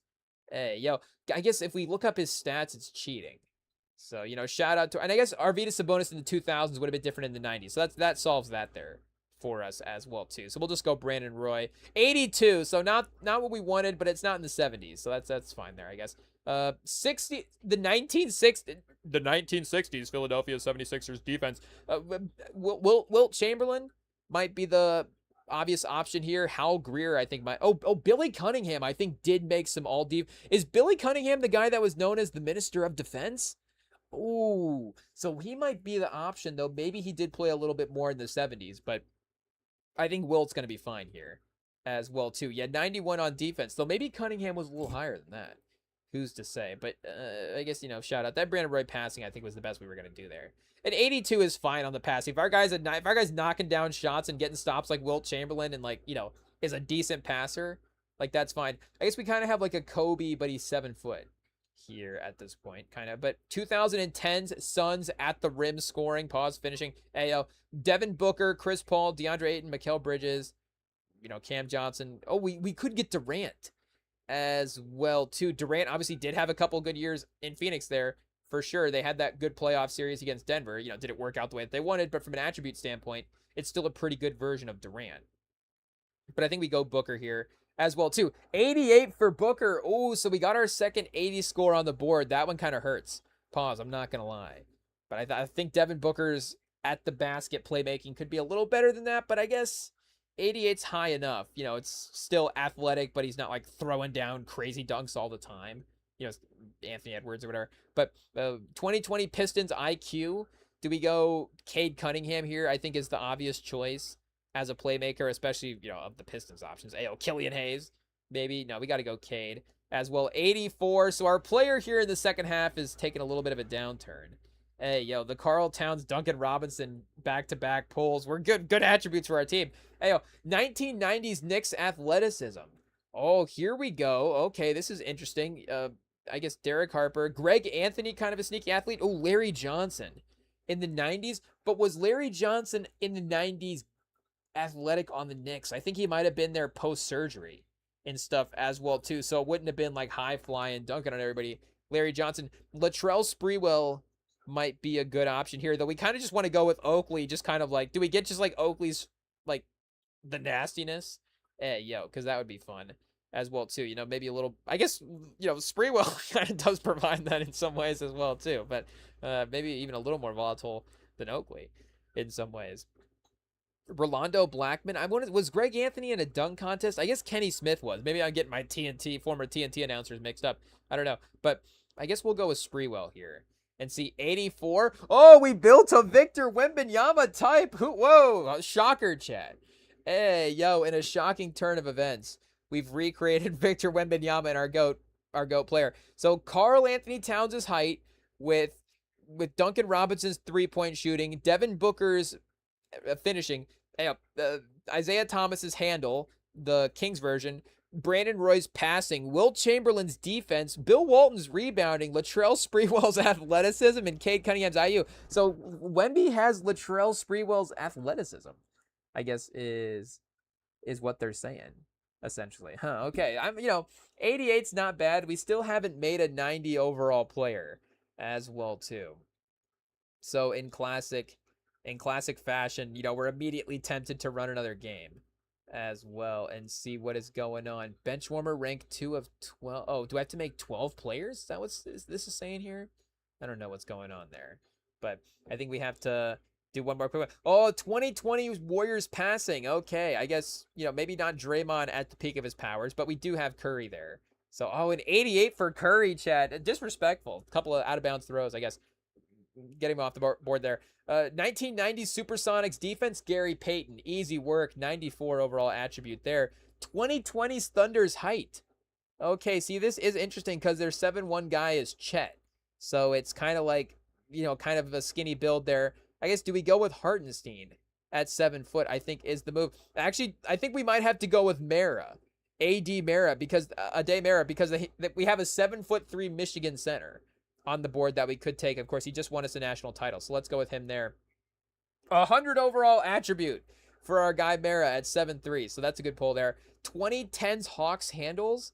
Trae Young I think might be the move here. That's pretty good. Though Jeff Teague is, sneaky pretty good running around with the basketball. He's a fast guy for sure. Pretty good defender. But I think if it's not the rest of Trae Young's game, I mean, we could take his some other attributes there as well too. Again, respectfully, maybe not the height, but for an NBA standpoint, but again, the ball handling ability, the crossover, I think does work there. It's a 90 overall. We'll take that. Pause. 1980s Celtics 3-point shooting. So I don't think we have to overthink this. Though Dennis Johnson was a pretty good long range 3-point shooter in his day. Danny Ainge could knock him down, but I do think Bird has to be the option here. Oh, okay, good. They gave him a 98. Because it is one of those things. Is Bird like a career, 36% from 3, and he's like 1,000th all time in the all time list? But again, he's obviously a great. So you got to rate him highly there. So we're cooking there again. We've been able to win those 2 attributes the last 2 times. So that's good. Our player's at least tall and can knock down threes. He's gonna at least have a career in the NBA. 1990s Blazers IQ. I mean, Terry Porter was the point guard leader of that team. Clyde Drexler, of course, the sort of best player. We get Rod Strickland as well too, but Danny Ainge again. Arvydas Sabonis in the 90s. If we're gonna go that IQ, we almost had him for the 2000s. I guess for the handles, or what was the passing? I think was the option there. But I think we're gonna go Terry Porter, though this feels like another 80 overall attribute, but we'll see what we get here. 88. Okay, so that's still upper 80s. And still, tied with Steph there, so our player's still doing pretty good. We have a chance to be in the 90s overall. 2076ers finishing. Pause. Okay, this is interesting because we do have some athlete options here. I mean, Iverson, of course, is an easy one to take. I mean, Iverson could, score amongst the trees as good as anybody. Though Dikembe is going to be just dunking everything at this point, so he's going to be great. Though, again, is his, skill necessarily, as high as, is it sort of a DeAndre Jordan-esque type of situation? Iguodala is the interesting one here because we do get the extra athleticism. Of course, for his career, he was taller than Iverson, so that makes him a more powerful, driver going to the basket. Is he going to be higher overall on the, the scoring attribute there than Iverson is? I don't know. So again, maybe we just go with the best. I mean, it's going to be Iverson, right? Where are they going to rank him low there? It can't be lower than 80. It can't be. Iverson's at the basket scoring can't be worse than Curry's passing. That's for sure. Or Terry Porter's IQ. Again, no disrespect, but I think Iverson scoring at the basket probably is better than Terry Porter passing. So, okay, 90 overall. Boom. We are good there. Again, hopefully the math of, Mara's height and Larry Bird's shooting attributes here are able to make up for the 88s that we've gotten. So 2010's Pistons athleticism. Okay, they're testing us, chat. They are testing us here. Of course, Blake Griffin moving into a little bit of a craftier time in his career. I think KCP is the sneaky option because he was pretty bouncy when he first got to the Pistons. He might have done a dunk contest when he was in the Pistons. I didn't know Ben Gordon played for the Pistons in the 2010s. That's kind of fun. I didn't even know we could. We haven't pulled a 2000s Bulls option yet. I'd take, a Ben Gordon shooting or finishing pause. Hey, yeah, whoa. Both of those are crazy pauses. We could have said anything else. But I guess, DeAndre Drummond's athleticism as well too. Again, if we want to go with like the center athlete type, could be interesting. I think maybe Drummond was also in a dunk contest there. I mean, Tobias Harris is kind of like a mid athlete, I guess. No disrespect. Hey, but just throwing that out there, I guess. But I think we're going to go KCP. Is KCP a worse athlete than, again, Curry as a passer or Porter as well, too? I don't think so. Oh, 82. I think we ruined our team, chat. Ruined our player. It is what it is. Our guy has no athleticism. Great skills, but a mid-athlete. That seems a little disrespectful. Hey, yo. KCP and 82 on the athlete? I don't know there. Okay, we've got 2020's Mavs rebounding. I think maybe the weakness of the team, to be honest. We do have Anthony Davis for a brief stint in Dallas, though Gafford, I think, might be the choice here for just the pure rebounding numbers. Though, of course, Doncic, I guess, like a safe 8 rebounds a game at this point. Like, Doncic probably has more pure rebounds per game than Gafford does, but does he have a better rebounding attribute than Gafford? Like, I don't know if that's the case per se. Cooper Flag as well, too. Obviously, good rebounder, triple-double type of guy. But let's go with Gafford here and see 88. Oh, boom! We got a Hall of Famer. Let's go, Chad. We built our first player in the GOAT candidacy right here. We got held back by the athleticism for sure. 82. So Kevin Durant, it's just a roasting of Kevin Durant here on the GOAT lab. It says Kevin Durant's like an 82 overall athlete, but 7'3". So 7'3", kind of lanky, good 3-point shooter, good defender. Kind of a high-ish IQ player. So yeah, okay. This is a 91 seems a little bit low for Kevin Durant. But I guess our build type is Kevin Durant, and then our overall is 91. So maybe they're separated a little bit. But still, maybe Durant's more of obviously like a 94 overall. In NBA, I think that's probably appropriate. Do we need to do an NBA history 2K rating?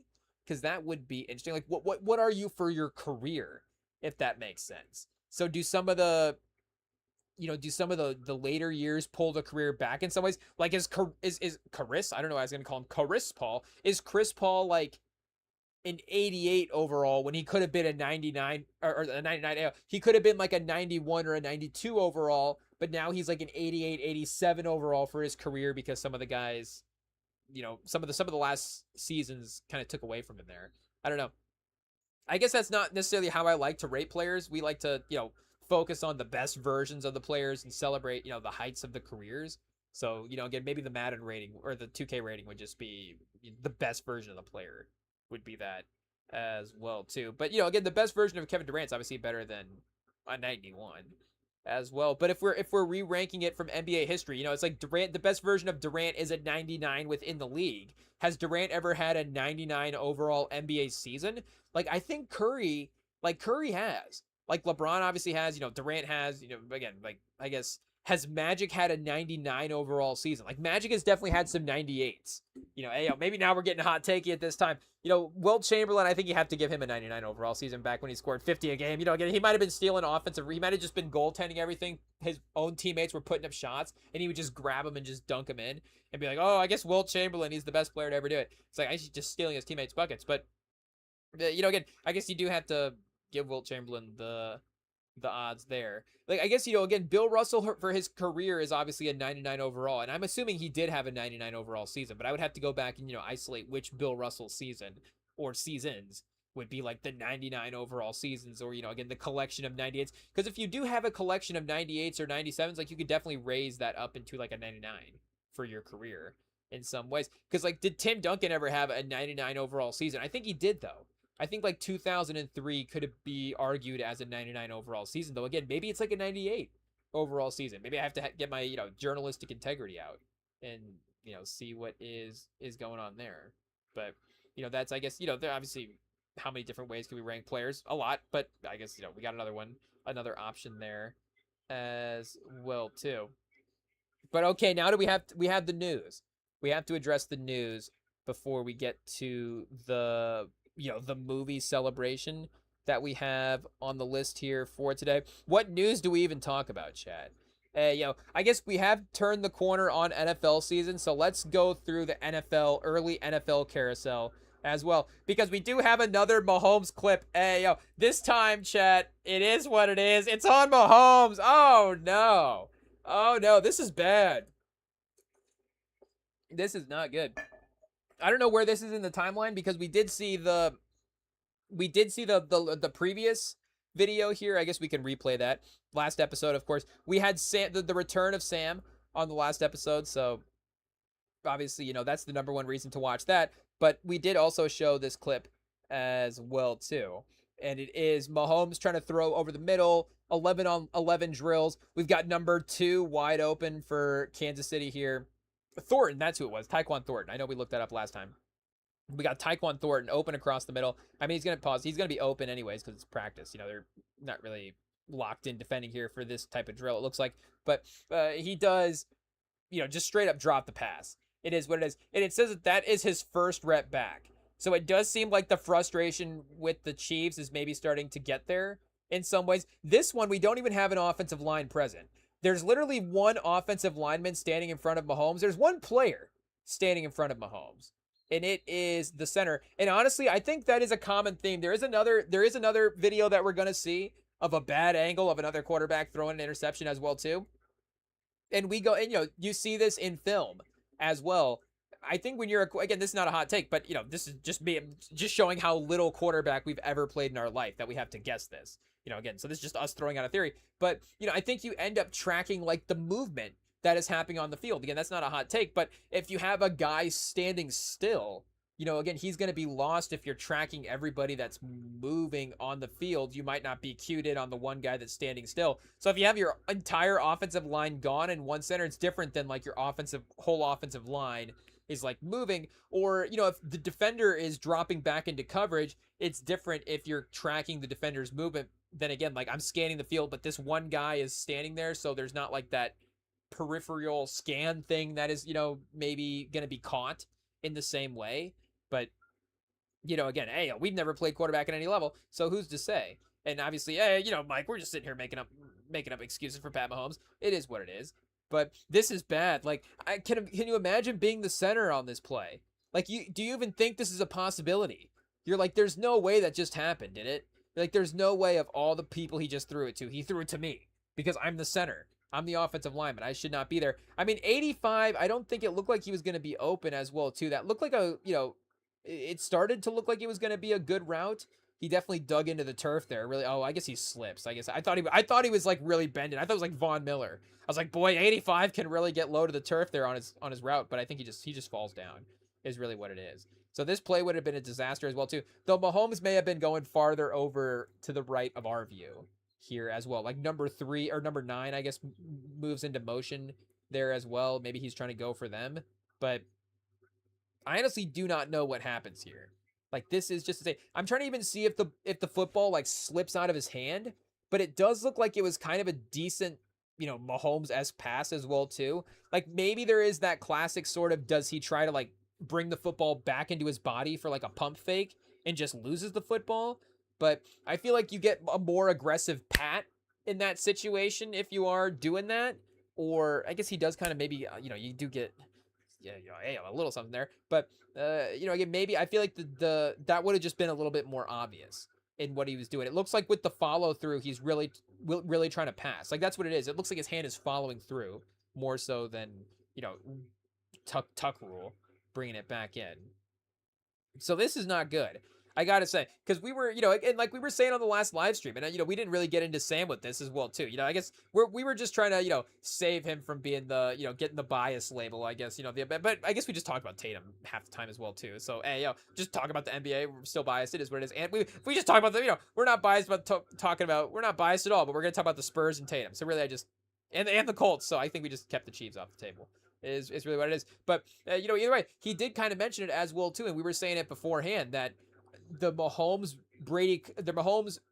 Reed combo does not get the same respect, I think, and it just is not getting that same sort of vibe going into the season of that great coach quarterback duo that you expect. Where, I mean, anytime you have that, and it's like, like we said, Tim Duncan, any of these superstars, we're playing Goat Lab, like any time you have one of these franchise guys, there's just that expectation. It's not just a being competitive, but it is a certain level of success that you do expect in the regular season. And some owners can become infatuated with that as well too. Like, obviously, I think the divisional titles are more important in the NFL than they are in the NBA. And I think that, owners do really love that consistent year to year success of like 12 wins, and just the fan base. Again, obviously the fan base can be clamoring for Super Bowls and be clamoring for greater competitive success in the playoffs and things like that. But just getting into the playoffs for the playoff revenue, and again, having a competitive team that that if the team's buying tickets to a 12-win team, that's obviously so much different. Even again, if the team is losing the Super Bowl, buying the ticket to a 12-win team in week 8 is still way better than buying the ticket to a week 8 to a 4-win team, obviously. Like, that you still have that commercial viability in the team. Owners, that's just as important to them as Super Bowls, as much of the time. So if not more so. So again, in the NFL, having the coach quarterback combo, there is, just from the ownership standpoint, I think sometimes, and that obviously bleeds into what the expectation is for the conversation, there is that certain amount of wins that you could just get in the regular season.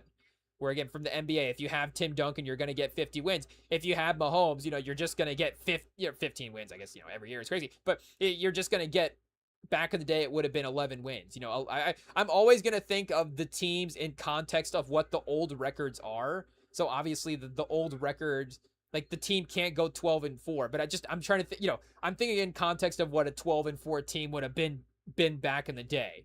Because like a 13-3 team, you're like, oh, this team should win the Super Bowl. 14-2, you're like borderline getting all-time great. 15-1 is like, everybody on this team's going to be, in the all-pro team this year. And then obviously, we only ever had the 16-0 regular season team back in the day. So that's, if we're doing a pyramid, it's perfect because, we have the one team at the top there. But I guess, after that, maybe the levels get a little wonky after that.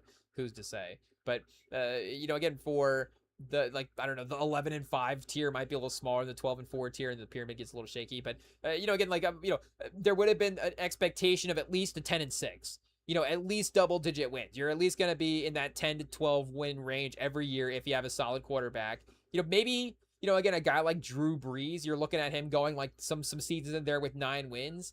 And, again, that does kind of affect maybe some of the tier value of, some of that, I guess, all-time greatness quarterback stuff as well, too. And it is one of the great things that, again, Peyton Manning, as much as there is some of the regular or the playoff stuff that does, maybe not totally line up to a guy like Brady, again, the regular season stuff is undeniable. And other great quarterbacks, obviously, Brett Favre, as Aaron Rodgers, I guess, all other guys that, but again, who has the playoff success of Brady as well, too? Or, again, even a couple other guys, Mahomes, Steve Young, Joe Montana, but, Terry Bradshaw. But, again, for Mahomes, like, maybe the expectation is different this year. I don't know, because again, I guess, like I've said before, I'm mentally kind of fluctuating at this point where that expectation is. Like, and I guess what is fair? Like, obviously, I then should have to figure out like what I think the team is actually going to accomplish as well too. That's the most important thing for the season itself. But again, just what the expectation should be for having a guy like Mahomes there, it feels like it should be a little higher. And, again, I don't really know what that says to his all-time status or what that says to about him right now or what that means going forward. Because, again, you can't take away the great quarterback that he was or the great quarterback that, his career is established at this point. But, again, he was right there with passing Brady at this point. And now, I guess, like we're saying, he's not going to be worse than, like, he's not going to be the 7th best quarterback of all time. He is too good for that. Like, he probably still has to be a top 5 quarterback run that's ever played. But, it does get there. I guess, and if it dramatically falls off, like if Mahomes let's say Mahomes never makes a Pro Bowl again. I know that's crazy, but let's just say, they select 4 quarterbacks every year from each conference. Like, let's just say Mahomes going forward, I guess, is not a top 5 quarterback in the conference. Never a top 10 quarterback in the league in some ways. Could still be productive, but never gets there in the regular season.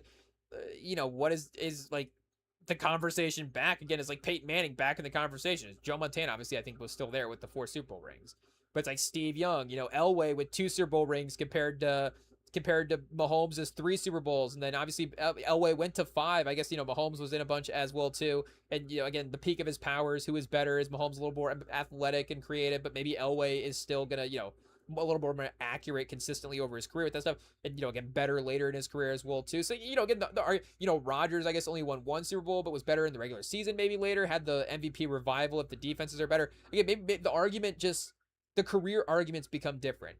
And I really thought that, again, not only was it maybe not a GOAT conversation, again, like I was saying earlier, records are meant to be broken. Maybe Mahomes isn't the one to break it. Maybe Arch Manning is the one that's going to break all the Brady records. No, hey, just a little joke there for you. Just a little Sunday afternoon live is all, just rebranding SNL. But, again, Mahomes, at least from a resume, what the different version of the resume could have looked like, obviously was building there. But I thought maybe he was going to be undeniably number 2.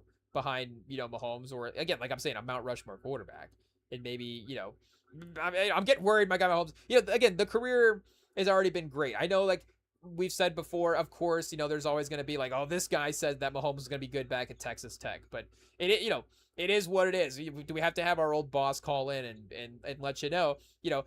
Obviously Mahomes has met the expectations of our conversations with our boss back in the day. So we've been proven right there, and that's obviously what's important, is to win the conversation with the boss about debating football, NFL draft prospects, while we're working, and just, being janitors as one of our first jobs at the church we were attending, and just, cleaning up the church and, just talking draft prospects, and being like, oh, I'm telling you, Mahomes is going to be pretty good.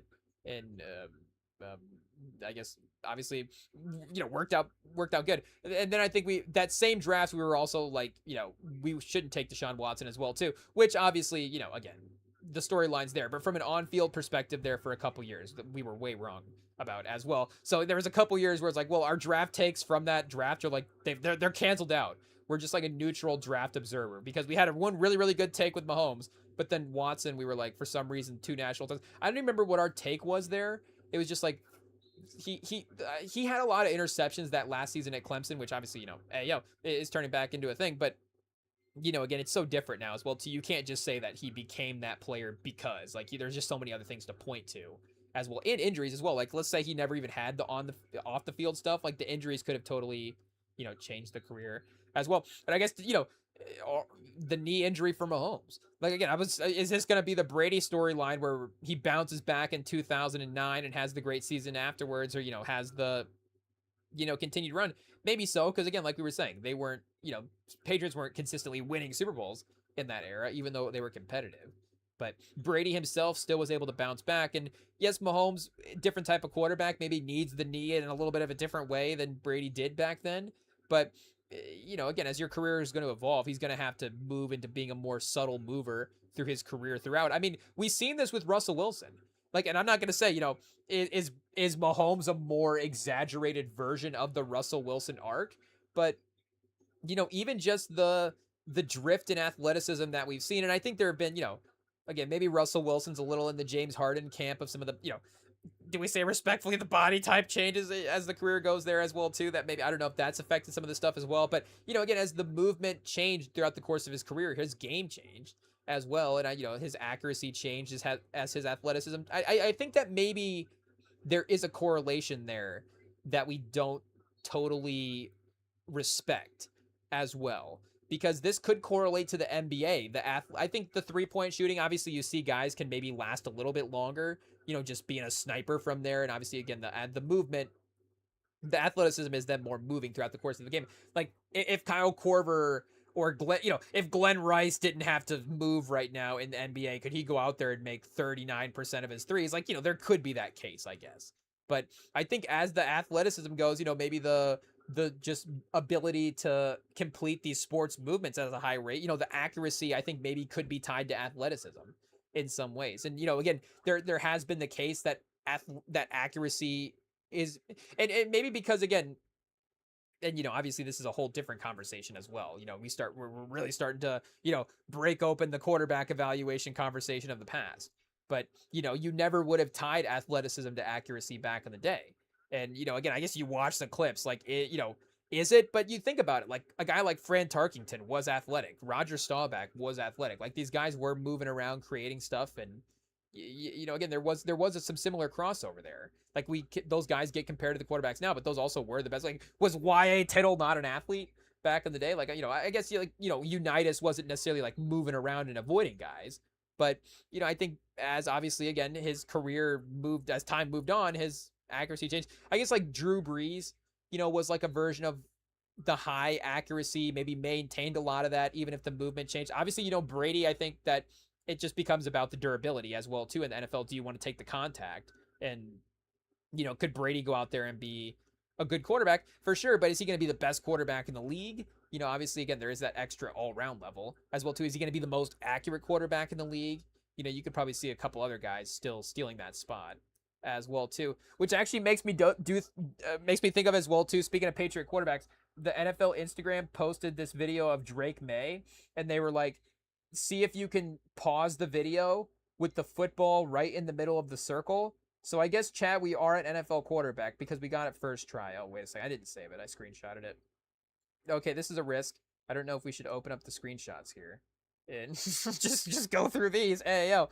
But we can zoom in here and see. Okay, let's see if we can show where it's at. Oh, Chad, look at the accuracy right there. I think maybe it could have been a little bit more totally in the circle as well, too. You see there is a little bit of an opening there, pause between the bottom of the football and the bottom of the circle.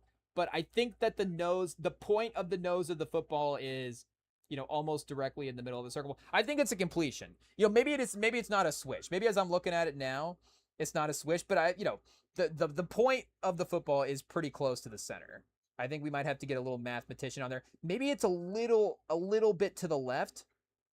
So I guess you'll have to see if it, let us know if that counts as a switch. But it does also say difficulty easy here as well, too. I'll have to go to the Instagram and see if they posted the other levels as well. See if we can complete those.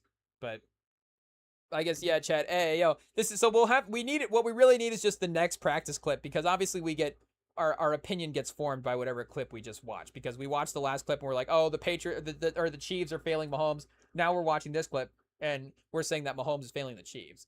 But it obviously was a little bit more that last year, neither part of the team were really helping themselves out in some ways. Mahomes was having a couple of mistakes compounded with the fact that, he could make up for some of the Chiefs' mistakes back in the day. But, is that element changing a little bit as well, too? Who's to see? But what was Sam saying? That some people were thinking that the Raiders with Mendoza, or was the Raiders? I guess let's just say that maybe the Chiefs are going to be viewed as not the most hyped team in the AFC West. And maybe, again, just the fact that the Raiders are maybe thinking a little bit more long-term with this year. But I don't know, Chad. Like, I think that, and maybe the roster is not in a place where it should be as well, too. Like, I'd have to go, our roster checkup episode, which maybe that should just be Tuesday or Friday as well, too. We just officially do that, because we will have the Hall of Fame game, I guess, quickly approaching. So yeah, we will have to put that on the schedule here. We will officially do the NFL roster update episode. What happened this offseason? Ayo, check back in and see who's where. But maybe the Raiders are still a couple of roster spots behind some of these teams. But I don't think that you shouldn't. I think Mendoza could be pretty good year one. Like, I think he could be pretty locked in and studying the offense and getting the play stuff down, and just, it's adjusting, obviously, to the speed of the game. I think by the time you get to the end of the season, I think he could be pretty adjusted. I mean, did he have one? I'm trying to think. Did he have one season there in Indiana before he popped up? Because Burrow's obviously the comparison. We were throwing out, Andrew Luck had been thrown out a little bit, maybe in play style, but I think Burrow in terms of the college career is obviously more of the Mendoza comp there.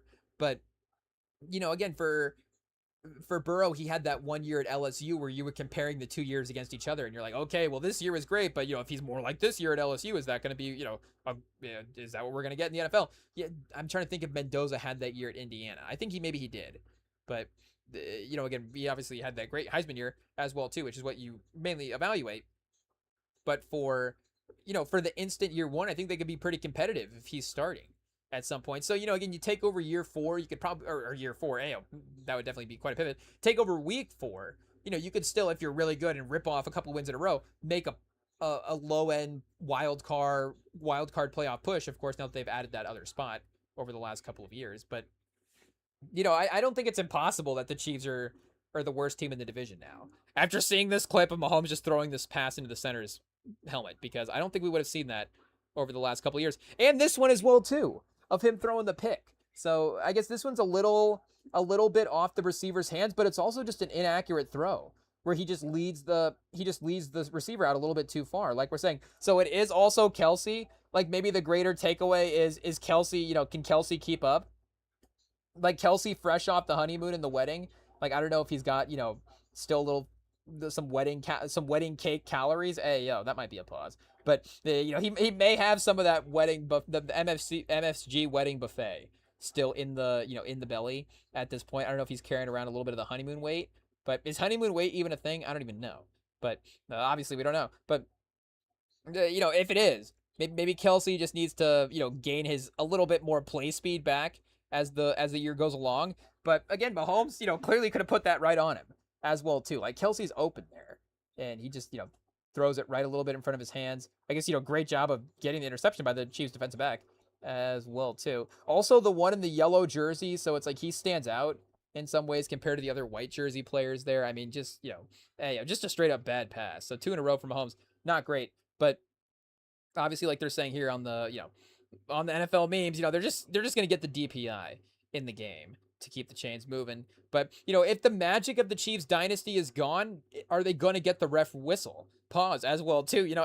Maybe they're not gonna get the ref influence the same sort of way. So speaking of the honeymoon phase, chat, our guy Justin Herbert, I guess technically engaged at this point. Rem and Sam TMZ here, not officially married. We'll keep you up on the chat. We still have a chance. No, what do we say? Hey, shout out. NFL quarterback. What are you gonna do there? But you just gotta tip your cap sometimes. It is what it is. But what are you saying for Herbert? I guess we'll see if it helps inspire his play this year. People did think it was gonna help Josh Allen last year, and I think he had a great season. I think it did help him win the MVP. So I guess that would be the thing.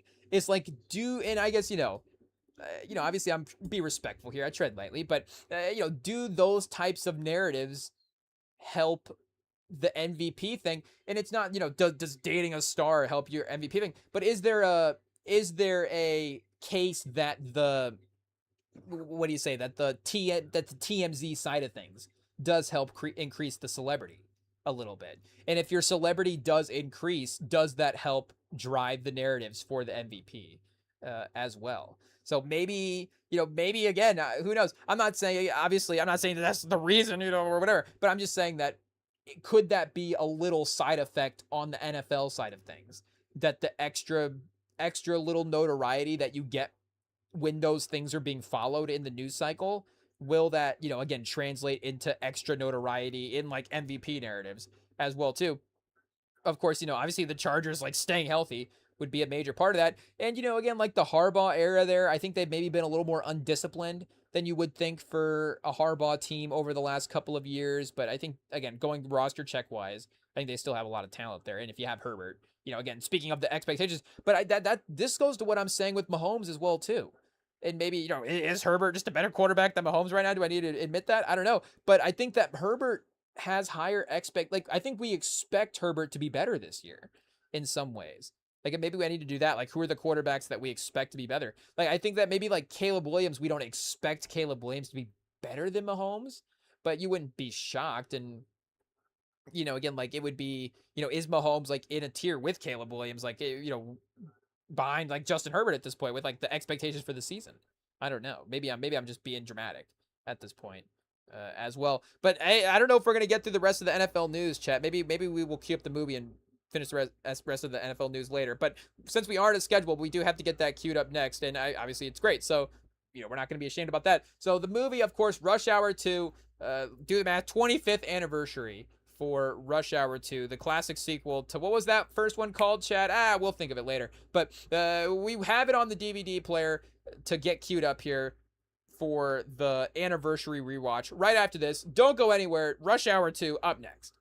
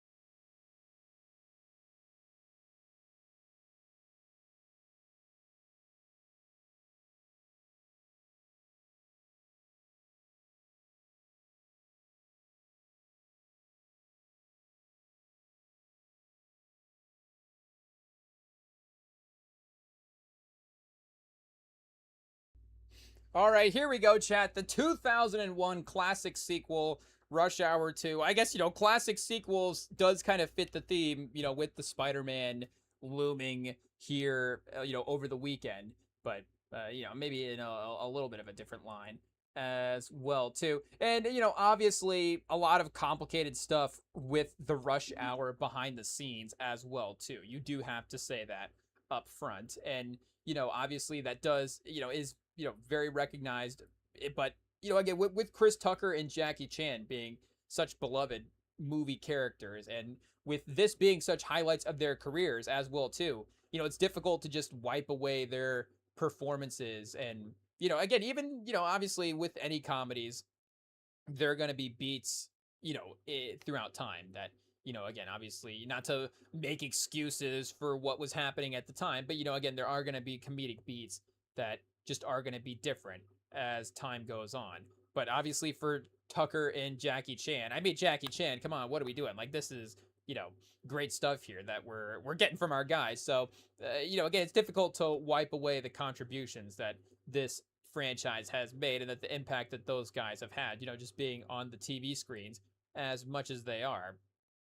And there is obviously, talks of that fourth one being had as well too. As legacy sequels get queued up now time and time again.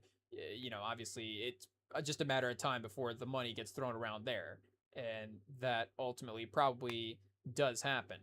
But again, in terms of the sequel game, and we're talking about great sequels, I think it is maybe a little tongue-in-cheek in some ways because it is a comedy, but again, for what for what it does, obviously that's the argument sort of for any comedy. And horror as well too, obviously, any sort of you say genre movie that you love, any beloved movie the Oscars refuse to acknowledge. But again, obviously the more genre heavy movies are going to get filtered into that genre lane and maybe not necessarily be always as recognized in a greater critic sense like that.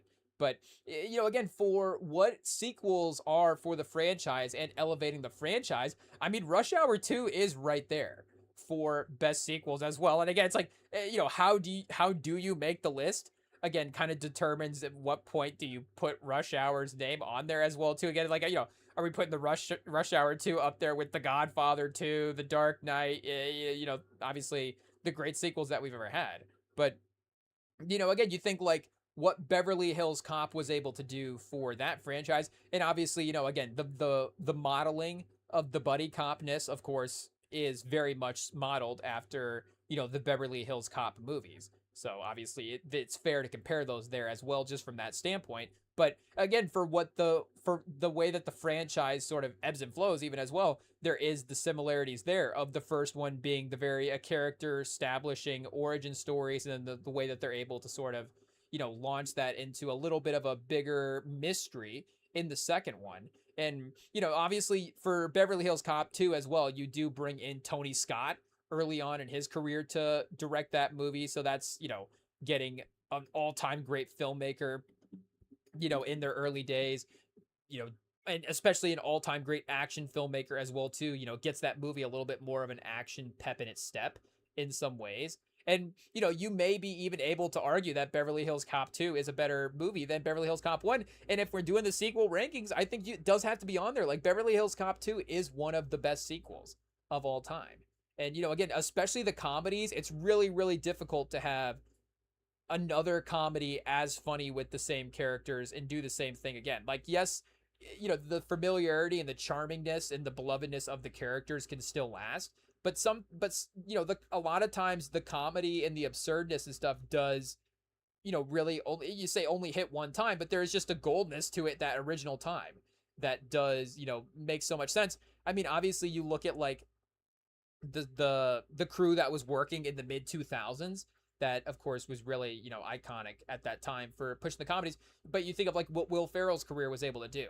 Like Will Ferrell, had a sort of similar sensibility in a lot of his comedies, sort of doing a similar bit. But, again, a lot of those guys. Is Vince Vaughn doing a similar thing? Is Owen Wilson doing a similar thing? Is Seth Rogen doing a similar thing? Is Steve Carell doing a similar thing? Obviously all those guys are good at, Steve Carell's a nuanced actor in his own right, nuanced characters throughout all his career. But, again, it's a lot of times too just the, and they're great scripts, like great stories, great heartfelt stuff that's happening back then. Again, like Steve Carell, like Crazy Stupid Love is a good movie.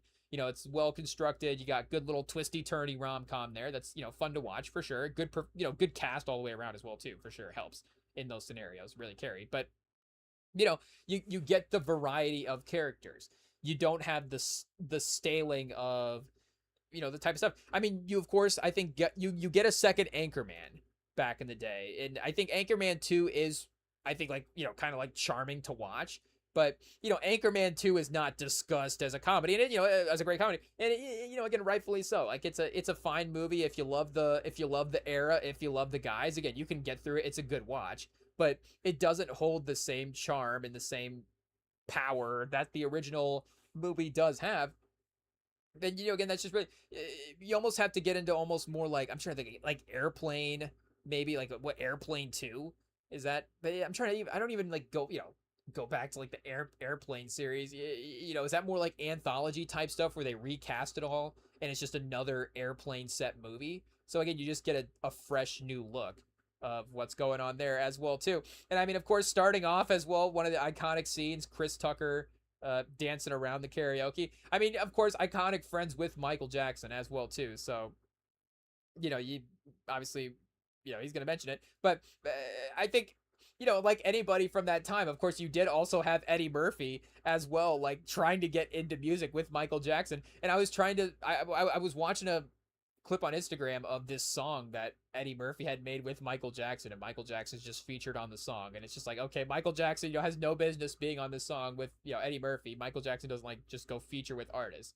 But Eddie Murphy's his friend. Eddie Murphy's having a good time. He wants to have Michael Jackson on the song, and Michael Jackson's like, sure, why not? I'll be on the song with you because we're buds. And, Chris Tucker's like, you know what? I know Michael, we're singing and dancing and having a good time. He, I think there is a little bit of the irrational confidence there, where I don't think that he maybe thinks that he is Michael, but obviously he likes, there is the what do you say, the one to put that in the movie as well too, and just have that scene. And I mean, like we were saying, it is the very similar to Beverly Hills Cop in that the movie is going to be built around the comedy stylings of Chris Tucker. Like, yes, you're going to have your beats. I mean, and that's where I guess we'll get to Jackie Chan as well too. He provides another element of the buddy cop thing that you get that maybe you don't necessarily get in some other ones as well. But for Chris Tucker, again, you're going to have your plot points in the movie, like, okay, here's your couple of things that for the mystery they have to accomplish, but how are we going to fill the actual movie? Well, Chris Tucker is going to have to do his thing, and it's like, okay, what's Chris Tucker doing at this time? He's hanging out with Michael,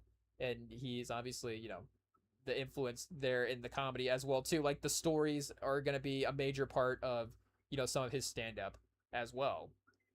So of course, it obviously directly into the movie there. But what are we saying for the back for the sequels as well too? Again, the comedy sequel, I think, is maybe the most difficult sequel to do out there. And maybe, again, the action movies, like, you can even not necessarily raise the bar with the sequel, and it's like, okay, did it fall flat from a critic standpoint or whatever, and still, again, be like, I think it's easier to be beloved by the fans of the genre for like a thing like action or a thing like horror, because the beats in that are a little bit different. The beats in that, are basic genre beats. For example, like if it's comedy, like, comedy doesn't have the same types of things. Like, there are maybe some, arcs in comedy movies and, basic sort of tropes that you do have. But again, for the most part, it's obviously gonna, again, the people have to be funny. Like, it's not necessarily you get away with the action and the choreography and the the sort of basicness of the story, or hey, this is a haunted house and simple scares or whatever, or the doll's possessing another family again. It's like, oh well, what, that's still going to be scary. Like, there is just basic stuff for that works a little bit more repeatably, versus, again, like, I just think capturing the magic of the same comedy situation time and time again is just a little bit difficult. Like the National Lampoon series, I guess, would be like another iconic comedy movie series as well too. And again, there are great comic actors that are time and time again able to find themselves in great comedic roles and have great comedic careers and become iconic legends in that way. Again, Eddie Murphy is another obviously great example. Eddie Murphy had maybe the best comic career that any actor ever had, the best comic filmography. And he did, I guess, do like the Nutty Professor too as well, but didn't really do too many sequels all that often. Again, it is literally a ton of characters, and then he went and did movies where he's also playing multiple characters as well too. But again, it's just difficult to try to double back and recapture that. So you do have to again give Rush Hour 2 the I guess anytime a guy falls off screen onto the screen, that is going to be funny. It does work. But it did get us with a laugh out loud there, Chad. It is what it is. But any scaffolding fight is good as well too. I don't know when a scaffolding fight hasn't worked in a movie. Obviously, you do get the extra added feature of the material that the scaffolding is made out of here, and I guess that spoiler alert, will play into into it a little bit later. But I don't know, referencing the movie, but Shang-Chi obviously has a great scaffolding fight. I mean, James Bond has it's I guess a crane fight, but maybe they move into some scaffolding there as well. And I think sort of the metal geography of maneuvering those things is kind of similar. The crane to the scaffolding, it's all about constructing high-rise things there.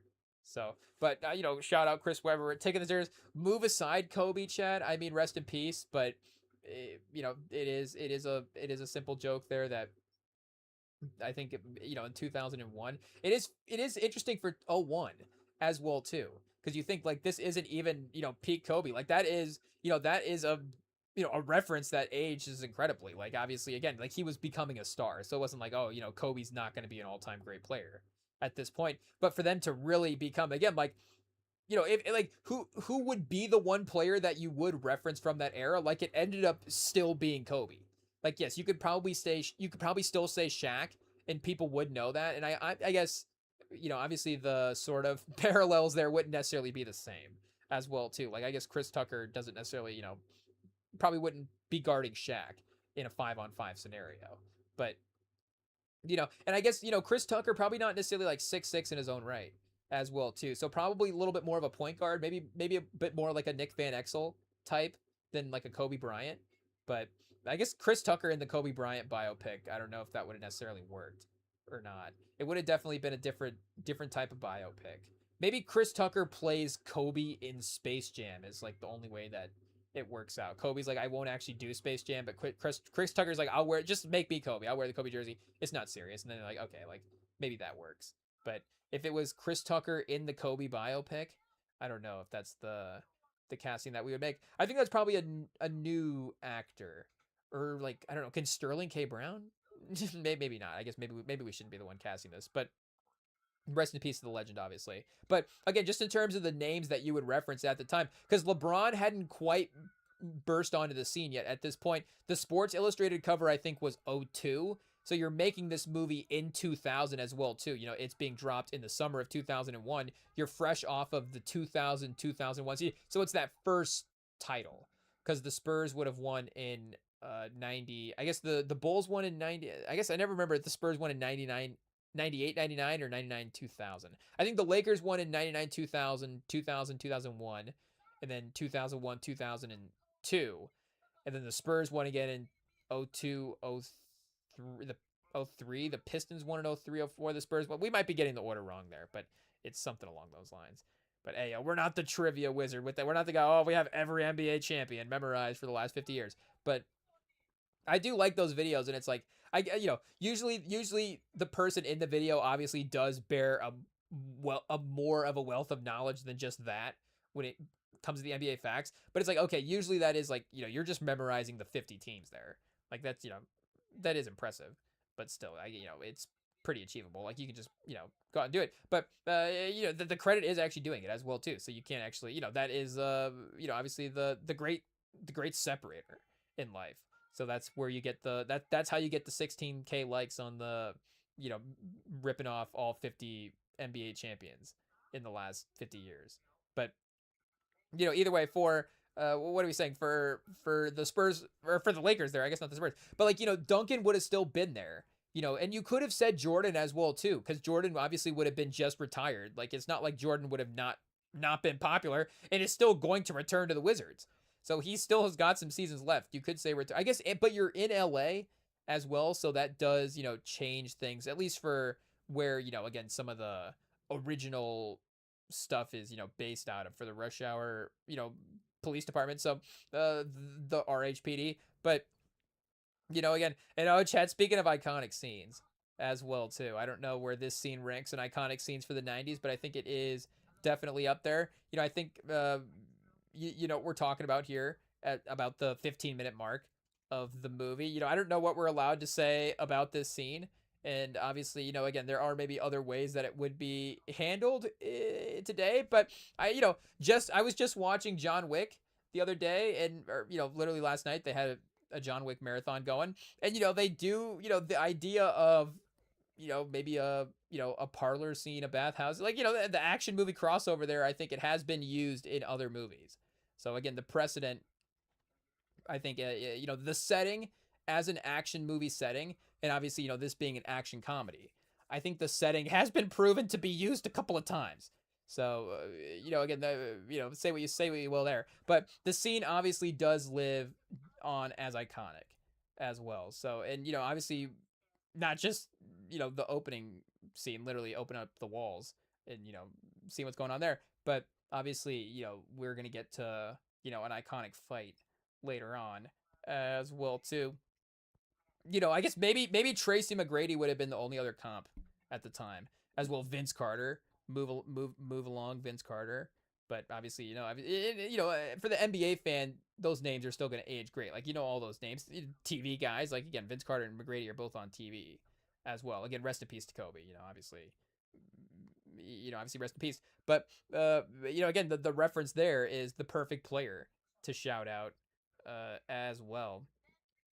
But yeah, again, we were talking Chris Tucker, of course, Jackie Chan, like we were saying, the element that he provides, at least from the story standpoint, that is different, of course, is just the whole nature of the stunt game that you do get with him. And, again, maybe I'm not the number one, like, buddy cop power ranking guy out there, but a lot of it times, the dynamic of the buddy cop movie, of course, is the idea of the two sort of mismatched partners, Ayo. But, again, just personality wise, the two clashing personalities is maybe the better way to phrase that. The idea of them, sort of, what do you say, like liking each other by the end of the movie, and the partnership forming there is the journey a lot of times that, again, you get between the two guys, but a lot of times as well too, again, the idea of the people, they are still, from a movie standpoint, what they're doing in the movie, kind of the same person. Like, they're still, punching people the same way, the beats comedy wise, there's still kind of reflections of the same people there. Like, it might be a little different, like, again, Nick Nolte and Eddie Murphy in 48 Hours or something, where, again, they're not necessarily the same person. Obviously they're complete opposites. But from a movie set piece standpoint, they're probably going to be doing the same things. Like, Nick Nolte's just going to be a less athletic version of Eddie Murphy's character in that movie. Like, they're still going to be requiring the same things. But like I'm saying, you're telling the Rush Hour franchise, you get sort of these two iconic things that could carry a movie themselves. Like, there could be, of course, a whole Chris Tucker buddy, or I guess not a buddy cop, but there could be a whole Chris Tucker, I guess, like a fish out of water type is kind of what the Beverly Hills Cop maybe falls under there. But, just a whole comedy movie set around him, obviously, and what he does from the, investigative standpoint in these types of movies. And you could also have a whole movie set around, as, Jackie Chan did for his career, you could have a whole movie set around him doing incredible stunts time and time again. And, again, he made a whole career out of that. It's awesome. But the fact that you can align these two things in the movie, of course, is, what elevates Rush Hour in, in my mind, in the buddy cop genre. It really is what separates it from the other ones. Because, again, you have these scenes where it's Chris Tucker being the Eddie Murphy, comedy guy in the movie, and the comedic beats that you're going to get for, a movie like that. But then you also get a couple, the coinciding scenes as well too, and these great choreography fights where, Jackie Chan obviously gets to display his skills as well. And I mean, again, the parlor scene is a great fight here, where I guess, obviously, what do you say? A lot of men in robes fighting it out. But either way, again, anytime the choreography for any of these fights, and this is one of the best ones as well too. Again, the fact that you get the towel, he takes the towel off the guy. The guy's able to use the gold box there to cover up, and then get the towel whip is again, great choreography. And not a lot of times a real classic move, but not a move that you've seen a lot used. I'm surprised John Wick didn't use that himself, because that towel snap, I guess maybe is, I don't know what else you call it, but that towel snap, when you just really just flick the towel, the snap of the, so you can do it with maybe like a microfiber, like cleaning cloth situation, in a workplace. Hey, a lot of times, again, we were talking about our janitorial past earlier.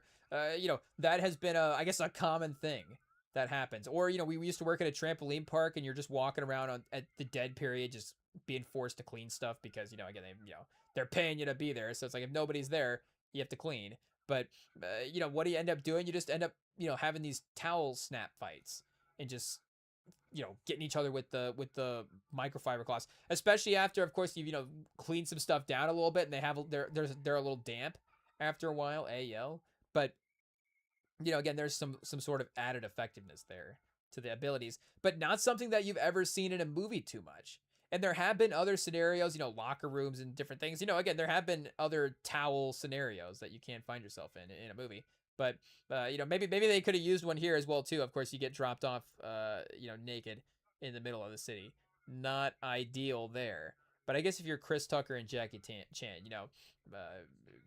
it is what it is. But what he's saying, what's your number one overall draft pick, chat? You gotta cover yourself up to run through the city. Honestly, old school trash can lid is not bad. That is something that in the 90s, I don't know if you're remaking Rush Hour now, Rush Hour 4, if they're dropping them in the city now. See, a lot of the trash cans don't have the lid scenario that they used to back in the day. I guess you do have Jackie Chan has the newspaper. You do still, in a big city, of course, still do have a magazine, newspaper stand situation. You could, obviously rip those off and run around there. In a mid-size, Midwestern town, kind of like we're in here, you don't really have a sort of, you could obviously find, it's more, it's like just the magazines are at like the newspaper, they're just at like Walmart at the front. It's like, that's where you get your magazines. There's no like stands out anywhere, not that I could think of. Even in like a downtown situation, it's just not big enough. There's just not, just the randomness going on there. If that's, because that's, I think, not to throw that in there, but again, it just, the economy needs to get to a different level, I guess, before the newspaper stand gets brought back in a downtown scenario where you can just be walking home and just be like, okay, I'm just gonna steal a newspaper because they dropped me off in the city naked here. But either way, you don't have the lids access anymore as well too, because now it's like there's usually like some sort of covering, but no lid. So you've got to cover the situation. You don't want to get rained on or something. But I think even in the parks that I'm thinking of now, where you do have like an old school canister, maybe you still don't have a lid. Hey, it is what it is. R.I.P. the trash can lids, chat. A relic of the 90s. It really was. It's not even like a thing where it's like, the cell phone ruined the trash can lid. I guess it's just technology kind of improved, and we don't even really talk about it. But trash can technology has really changed. Or, you get like in a lot of, bathroom situations now, you'll get either like the wall mounted trash can kind of like under the towel dispenser, or you get like the little like push through lid, if that makes sense, where it like spins when you push put your paper towel in there or whatever. Or of course you get the foot one where you can press down on the foot handle and it opens up that way. But even then the lid is still attached to the can. So you don't have just like a classic take the lid off the garbage can and run through the city to cover yourself up situation. Back in the day, you really are at a loss now. The idea of just like finding a random item there would be a little bit more challenging, honestly. I'm trying to think, like, if I got dropped off in the middle of this town that we're in here, like, you'd really have to, I guess the benefit would be smaller city. Maybe there would be like a back road situation. You could go more unhidden versus, again, having to run down like a a stalled traffic main road, you could maybe maneuver around and not see what's going on. But oh, chat, and Chris Tucker obviously flirting with somebody that maybe he should have been more locked in on there. It is what it is. But we get invasion in the police department. Oh no. So again, I guess the Beverly Hills Cop 2, of course, the what's his name? Bogomel? I don't remember his name. Is that the guy from the Smurfs? Hey, yo. What's the guy from Beverly Hills Cop 2? I'm getting those guys mixed up. You get the Smurfs bad guy witch doctor, and then the police commissioner from Beverly Hills Cop. I feel like they have similar names, but I could be wrong. Maybe it's Gargamel and Bogomel. Maybe is what I'm thinking of. Bogill? Something along those lines. I don't know why I'm blanking on his name. Hey, yo, I'm assuming Beverly Hills Cop will be running on TV at some point soon, so we can't just turn it on then and, learn the name. Bogomel? Maybe did we say that already? But, either way, obviously you do get the police attack in that one. So a little, parallel there in some ways. I guess, we're more familiar with the Beverly Hills Cop franchise than, say, the 48 Hours one. So, the comparisons can be made more similarly there. But, again, for, like we're saying, obviously the dynamic between the two guys, it is about as lethal a buddy cop duo as you're probably going to get, just from what they can provide, but then again from the star power as well too, to like have both of them in the same one. I guess like Kurt Russell and Stallone also for a duo, but as a good of a duo is, that movie is not as good as the Rush Hour movies, just from a rewatchability standpoint. It's still a fun movie. But is that Tango and Cash? But best buddy cop duos. Let's see what we got here for potential. I guess Bad Boys does count as a buddy cop as well too. I guess I'm not thinking of Michael Bay as like a comedy director in that sense. I'm thinking of it as more of a pure action movie versus, but it is it is literally that same. It is that formula. It's just again elevated with Michael Bay, Bad Boys 2, bringing it there as well. But that is definitely one for sure. I mean, the star power of Will Smith and Martin Lawrence, like Will Smith is going to be the number one between Will Smith, Martin Lawrence, and Jackie Chan and Chris Tucker. But, you could maybe make a Chris Tucker, Martin Lawrence argument. I think Martin Lawrence is going to win that one. But maybe Jackie Chan versus Martin Lawrence is a little bit closer. I don't know. But that is star power wise, that is getting pretty close. And I guess Will Smith does seem elevated out of the buddy cop as well too, because I'm seeing Men in Black listed here as well. But like I was mentally thinking about Lethal Weapon, and Lethal Weapon is about as much of it is obviously in that Bad Boys lane of similar actiony. So I think Beverly Hills Cop and Rush Hour, again, they lean a little bit more into the comedy. Like Beverly Hills Cop is not really about the action. Like there are some action scenes, but it's not really, Eddie Murphy doing stunts. Again, like you do get Chris Tucker involved in the choreography of the scenes with Jackie Chan. So, he is in the mix for the fighting there. But in terms of, again, what he would be provided to do himself, like it wouldn't be, that heavy there. I guess The Nice Guys is a new one as well too. That's pretty good. Zootopia. Hey, yo, does that count? Oh, Two Guns? Is that Wahlberg and Denzel? That's Denzel and somebody from the 2000s there. I got to remember who that 2000s running. Okay, John Travolta was in the 1, 2, 3. He had Chris Pine and Unstoppable. Is that what that movie's called? And then I guess, yeah, like we're saying, Mark Wahlberg was Two Guns. So Showdown and Little Tokyo, I'm not too familiar with that one. Last Action Hero, Bruce Willis and Damian Wayans. Running Scared, is that Hines and Billy Crystal? Pretty good. Probably not going to take the number one spot, but a strong contender. They have it number 10 right now, so like a second team buddy cop duo for sure. Maybe they could be up a little higher as well too. Starsky and Hutch, is that might be an Owen Wilson joint. Let me check this one out here and see what we got going on. Oh no, that's 75. The 04 version is Stiller and Owen Wilson. I got the name value there is pretty strong for sure. You do have to give him credit. Obviously, again, you recast a lot of these guys. The big era there. And Vince Vaughn as well too, hanging out. Snoop Dogg. Oh well, if Snoop Dogg's in this, I might have to throw it on later. It is what it is. But I don't think you could put Starsky and Hutch over Running Scared as a buddy cop duo. Again, maybe the all-time duo of Owen Wilson and Ben Stiller would be better than the all-time duo of Hines and Crystal. I don't know, but as those movies are not there as well too. 21 Jump Street for sure, and also in the what do you say, the sequel ranking as well too. So Bad Boys 2, 22 Jump Street, Rush Hour 2, I guess Men in Black 2 as well too. I guess it is a buddy cop. Just because you have aliens doesn't mean it can't be a buddy cop movie.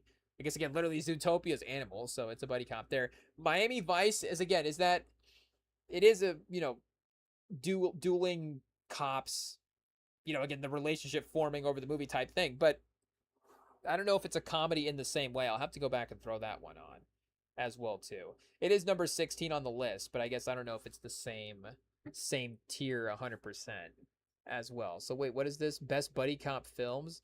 And I guess again you do have, it's sort of it's a buddies cop film in Beverly Hills Cop, because you have Eddie Murphy with the two other cops in that one. Apparently we can't remember anybody's name in that one, but you do have is it Taggart and Rosewood. You have Taggart and Rosewood as the counterparts there to Eddie Murphy as well too. Kiss Kiss Bang Bang. Is Robert Downey in that one? Tango and Cash as well too. Wait, who's in Tango and Cash? Is Tom Hanks in one of these? I don't remember. Kurt Russell again. Oh, Stallone and Russell is Tango and Cash. Okay, so wait, which one were we looking at? Did we say Starsky and Hutch, or did we say? I don't remember what we said. Okay, so yeah, but that was that one. I thought there was a third, and so and so here, but I guess it wasn't in existence. So okay, yeah, that is that one there. Hot Fuzz, 2007. Hey, yeah, let's get a catch up on this one and see. Simon Pegg and Nick Frost. Patty Considine, Timothy Dalton, Olivia Colman, and Jim Broadbent in this one. So definitely an underrated cast. They probably did a great job as well. But I don't know, can they be... Wait, where were they at here? This is a hot take. Number 5, over the Rush Hour duo. Simon Pegg over the Rush Hour duo. Over any of these, honestly, is pretty crazy. I mean... Maybe again, Bad Boys. You have Men in Black and Bad Boys here at 3 and 4, so you have Will Smith either way. But I think from a buddy cop standpoint, you have to go Will Smith and Martin Lawrence over the Men in Black duo. I think the Men in Black, franchise is iconic, and you could say maybe again in a different sense, the action movie. I don't know. You could say I guess it's not a father-son movie per se, but the mentor-mentee movie, because it is a little different in that way. Like Tommy Lee Jones's character is a little bit older in terms of, I guess Nick Nolte is kind of like that in 48 Hours as well too, but or maybe not. Maybe he just looks at. You have to go back and double check there. But again, most of the time as well, it's like some of the equal counterparts. A lot of the times. But this one is again kind of the curmudgeon-y old guy. So the relationship is a little bit different, maybe in a different type of tier as well. But I think Bad Boys just in general is more iconic than that one. It is what it is. But yeah, still I think Rush Hour has to be, and maybe I'm probably underrating Lethal Weapon. I don't know. Mel Gibson's like our number one favorite actor here on the pod. It is what it is. But obviously, Danny Glover has been in some iconic roles himself. So again, I'm not necessarily like even rushing to rank Lethal Weapon on the list. Like it'll make the list at some point. But if Lethal Weapon again like falls out of the top 10 for me personally, cop movies that I'd rewatch, buddy cop movies that I'd rewatch, again, that would just be, a personal take. Because again, there's some good movies here on this list. Again, like personally, I would rather watch The Nice Guys than Lethal Weapon. Like, oh, Rem's hot take. But that's just again, which of those two movies specifically would I rather throw on? But I also like Jamie Foxx more than I like Mel Gibson, so I'd probably just rather watch Miami Vice as well too, just because that's Jamie Foxx in it. But so again, it could fall down the list pretty easily. So I think Rush Hour could still be in the top 3. Again, I'd still put Rush Hour over Men in Black as well too. And if we're not ranking the movies, if we're ranking them as a duo, like Jackie Chan and Chris Tucker as a duo, is it a better duo than the Beverly Hills Cop, dueling sides there with Eddie Murphy and his relationship with the LAPD? Because Taggart and Rosewood are iconic, and again, the other Ronnie Cox's character, we have to look up his name here, so we can't just keep not knowing it, but he is playing the police chief known as Bogomel. Okay, we got that right. Lieutenant Bogomel. Does he become the police commissioner at some point? I don't know, but yeah, obviously, again, all three of those guys are iconic. I mean, Judge Reinhold, Ronnie Cox, just great. What do they say on the Rewatchables pod? That guy actors in their own right. So, again, you do have iconic names. Like if you're saying Jackie Chan's more iconic than both those guys, like you could say that. But, again, those guys have had great careers, so you can't necessarily disrespect them. But, it is what it is. Like Jackie Chan is just a great career, great star, and probably better on-screen performer than than all three of those guys as well too. Again, with all due respect, we're just talking about one of the great comedy action stars that we've literally ever had in the genre, ever on screen. We're literally talking like, I guess is Buster Keaton like action comedy, like, paving the way. I don't know. They're like, who's the original action comedy guy? And then Jackie Chan is like number two, like, all time great. So, then to have, him maybe not even be the lead in the movie, it is like having Steph Curry be the number two player to Kevin Durant, where, you could be watching Chris Tucker, like, in all of the comedy stylings, being like, is Chris Tucker the funniest person in the 90s and, in Rush Hour, whatever. But I guess I have to really think about that now as well, too. Is Chris, I guess, and this is not the 90s, this is the 2001s, but is Chris Tucker like, and I almost want to, like, we need to make up a new era because there is the 90s and the 2000s, but there is like 97 to 03 as well too, that kind of like blends a little bit in some ways, like literally culturally, like post Jordan, pre LeBron's in some ways. But it does feel like, in some ways that the bling era does, and maybe it is like 99 to 08 or something like that, instead of like, but too much in the 90s. But it does feel like there is a little bit of crossover there that does happen. I mean, that would be with any decade, I'm sure. But, it would Chris Tucker be, I guess, Eddie Murphy was still pretty funny in the 90s. So you still probably have to give it to Eddie Murphy, Robin Williams, and I guess Jim Carrey as well, too. People are like, Jim Carrey. Hey, if there are a lot of names, I'm thinking of them. Hey, it is what it is. We're probably still missing some as well, too. Again, rest in peace to Robin Williams as well. But, again, I think Tucker is at least on the All NBA team for funniest people in the 90s. Again, not even Rush Hour, but also, Money Train. Hey, like the man does have just iconic other films as well too. Hey, not just Rush Hour, but still, again, the power of those two guys, you could maybe argue over Beverly Hills Cop. Again, if you're just like casting a blank movie. And we know, the thing is, I guess we do know that the Beverly Hills Cop formula does work. So it's difficult not to say that, you wouldn't rely on it as well too. But if you're just casting a blank movie, and you do also get Eddie Murphy, so Eddie Murphy could just be the number one draft pick, literally, on this entire board. And it's like, throw Eddie Murphy in a movie, and it's going to be good. It doesn't even matter who else is in it as the buddy in this situation. But, again, the 1-2 combo, I guess, also Will Smith and Martin Lawrence is probably number one. But then, probably, Will Smith's probably number one. But then Chris Tucker, we love the Rush Hour franchise. It is what it is. And I guess I would personally have rewatched the Rush Hour franchise more than the Bad Boys franchise. It is what it is. I don't know if I'd personally give him like the better movie score per se. I'd have to, really go through and take notes and see how we score the movie. Go through the REMINGTOM scoring system and see how they rank out. But just in terms of what movie I throw on more, like, I definitely throw on Rush Hour 1 and 2 more than I do Bad Boys 1 and 2.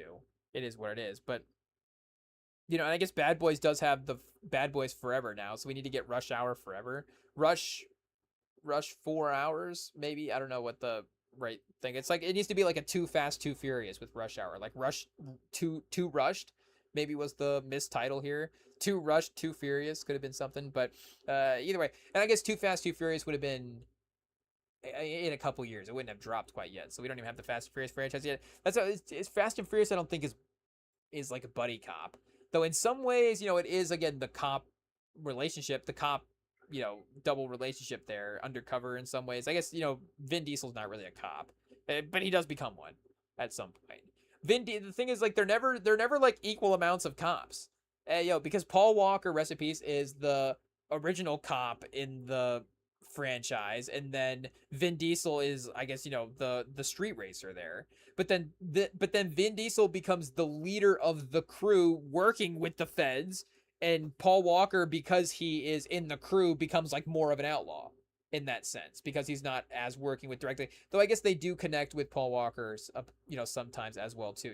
Being the former Fed, but most of the time it's like they're connecting with Vin Diesel's character, who then I guess becomes more of the Fed in that sense.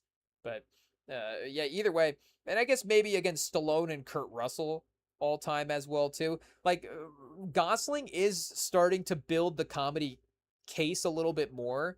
Like obviously he is, was funny before that. I just don't think he necessarily had the filmography before the last couple of years, and he literally got nominated for a comedy role as well too in Barbie. So that does help increase the comedy stylings. But also, again, we don't really have like a comedic actor in the same way that we did in this era or in the 80s where you would just build a movie around those couple of guys. But again, it's more, I guess, built into the writing and again, he was like a supporting character in Barbie as well too. So we, lead characters a little different. I mean, Margot Robbie was awesome in that and still funny. But again, just the idea of the comedy star in the same way is obviously changed a little bit. But and I guess again, the Fall Guy, it's more again him going for more PG-13-esque movies than straight up comedy, so lighter movies, I guess, more than comedies. But I guess La La Land is maybe technically by category a comedy, but I don't know if you'd put it in the crazy comedy ranking. But so I guess he is still sitting a little low at this point with I guess 3 big ones. He's paused. He's got Crazy Stupid Love, The Nice Guys, and Barbie. Because we're gonna put La La Land in the drama category. I know it may have some funny, but La La Land's a drama. Yeah, romantic comedy drama. It's a drama. It is what it is. But and maybe The Fall Guy is also an action comedy. Yeah, it says action comedy. I think it's an action movie. And then the actor is a crime mystery. I guess Project Hail Mary is sci-fi. Yeah, it's not an action comedy. Sci-fi is perfect for that one there. So he does need one more really big comic performance, I guess, to be like to have the comic Mount Rushmore for his own career. In some ways, he's in an upcoming rom-com, I guess, or rom-dram, maybe American romantic drama film directed by Rachel Morrison, script by Julia Cox, that stars Margaret Qualley and Patrick Swayze. Chad, along with Aaron Pierre. Ooh, this is interesting. Oh, produced by Ryan Gosling. Oh, producer only. Interesting. Okay. I was like, okay, you got, I was like, Patrick Swayze is in this, and that would, maybe Gosling in a supporting role, producing alongside his guy, Pat, but I guess no, he's like, I'm not going to be in this.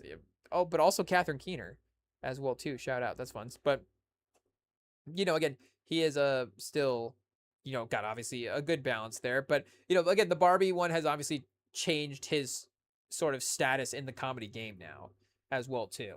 Like, I think you could make a case that he is, in some ways, the number one comedic actor. But, again, we just don't have the same crossover from stand-up in the same ways as well, too. But I guess what are we talking about Ryan Gosling for? I guess I don't know what he has to do with the Rush Hour frame. Oh, The Nice Guys. That's what it is. Ryan Gosling and Russell Crowe for The Nice Guys. And then who is it? Who else is in Miami Vice with Miami Fox? Jamie Foxx. Though maybe he could take the role of Miami Fox for the movie. Let's see here. Wait, what are we looking up? Oh, Miami Vice, not Miami Fox. Okay, we're getting confused. Oh, Colin Farrell. That's right. Shout out to Colin Farrell. Obviously, great role with the Penguin. Phone booth's fun. But I get the last Banshees of Ireland was, or what was that movie that was he in that movie? Oh, his number one movie on IMDb is The Lobster. So I don't know about that. But, a very fun career. But, again, probably not going to be number one on the list. Honestly, Wayans and Bruce Willis got to be higher just as a duo, star power duo. As well, too. It's a little bit of a mix of both. It's the star power with the job on screen as well. So obviously these are all great on-screen performances. But I think, again, Rush Hour is already sitting here at this Reddit ranking that we're going over at number 6. But, I think there is a case, again, probably could be a Mount Rushmore just duo there as well, too. Yeah, these are all just cop films. Is 7 a buddy cop film? I guess if you're Twisted. If you're Joker, he's like, was that in the Notebook that the Joker had there for The Dark Knight? It's like buddy cop movies, 7. Morgan Freeman and Brad Pitt. That movie's hilarious. I really love the funny ending where they severed the whoa, I guess I don't think that's too much of a spoiler. I don't think it's too much of a spoiler. I think if you haven't seen the movie, obviously you don't know what we're talking about, and we didn't say it. So, spoiler alert, there is some pretty good twists in 7. Hey, yo, if you haven't seen it. But, yeah, I think because Lethal Weapon is early on. Oh, Turner and Hooch, that's the movie that Tom Hanks is in. Honestly, that could be a top 15. I don't know if it's number 10, but third team All NBA for Turner and Hooch could be a possibility there. Tango and Cash at 9. Lee and Carter at 8. Okay, so they're still in the top 10. Yeah, see, Jump Street's really funny. I don't know if I would put Jonah Hill and Tatum over Jackie Chan and Chris Tucker though. And I mean, Jonah Hill is a great comic star. Again, Jonah Hill is sneaky.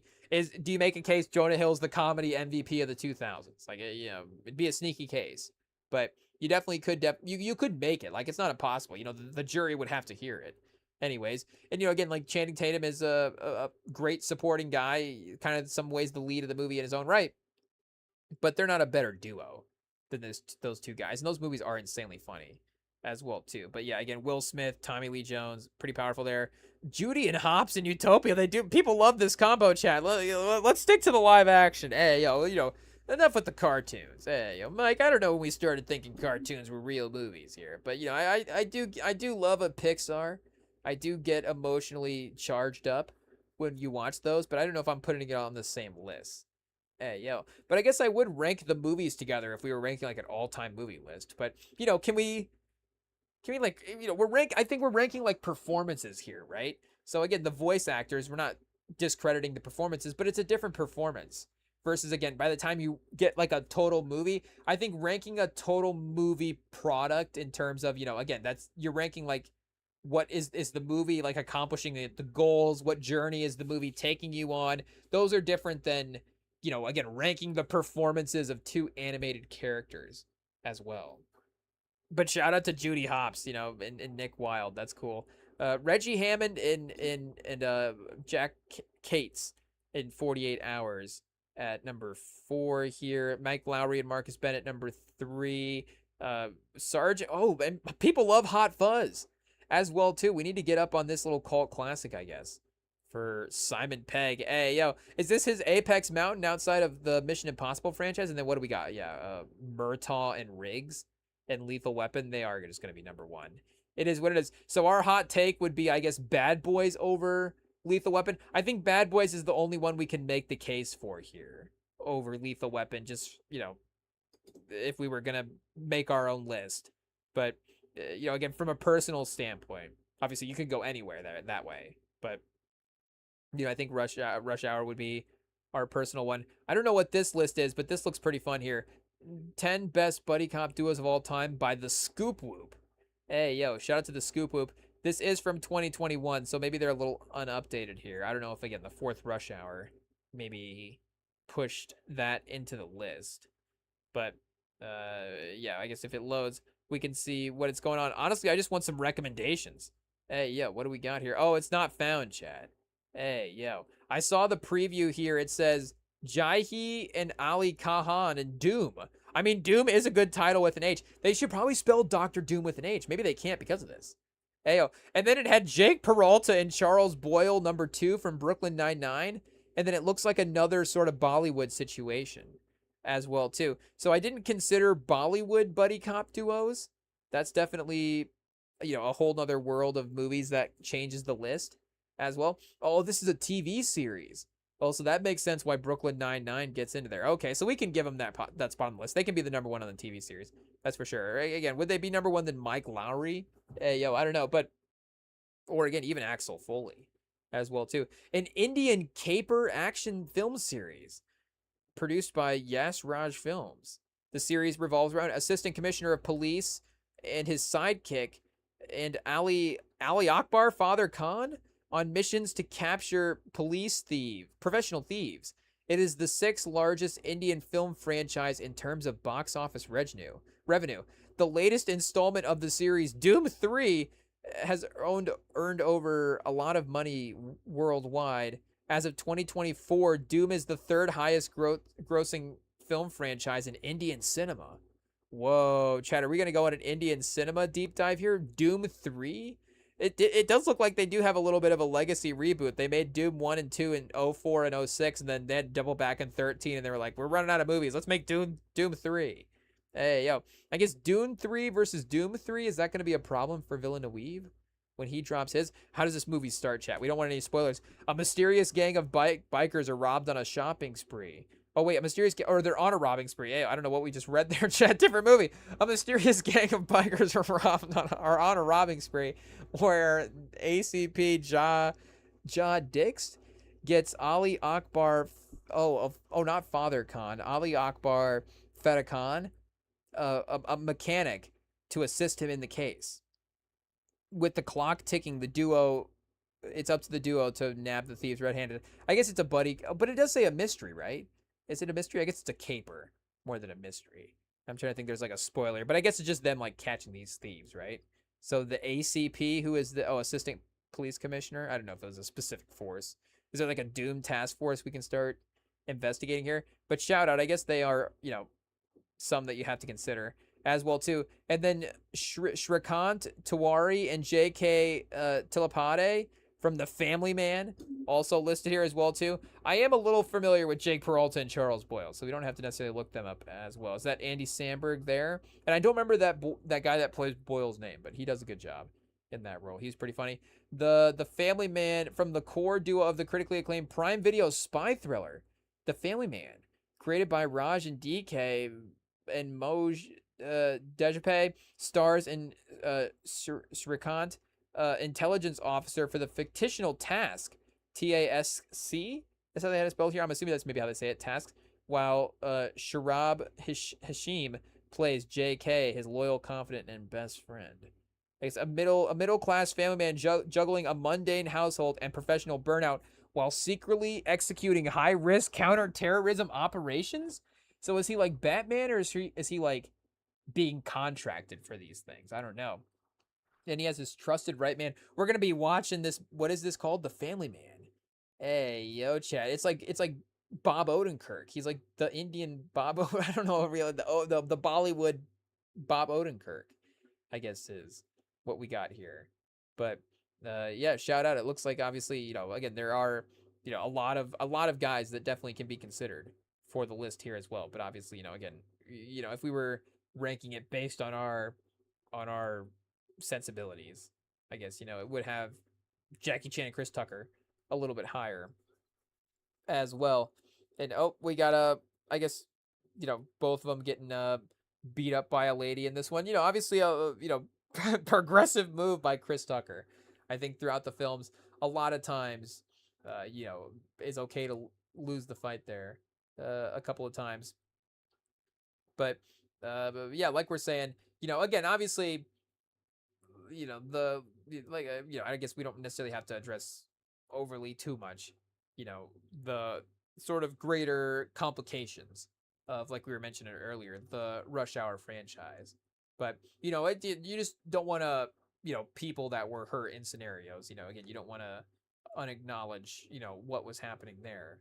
But, again, obviously, like we're saying, it's just so beloved, these two guys, that, and not, I guess, probably just period. And then, next paragraph as well, too. But, hey, chat, not good for our guy Chris Tucker here as well, as him and Shan are tied up in the box truck. So do we have play-by-play here for a little bit? Or I think do we have NFL news that we can go through as well? But again, we let them make their escape and get moving here out of the truck. It is what it is. Of course, we hit a non-stunt scene as well. But again, shout out to Chris Tucker, Jackie Chan.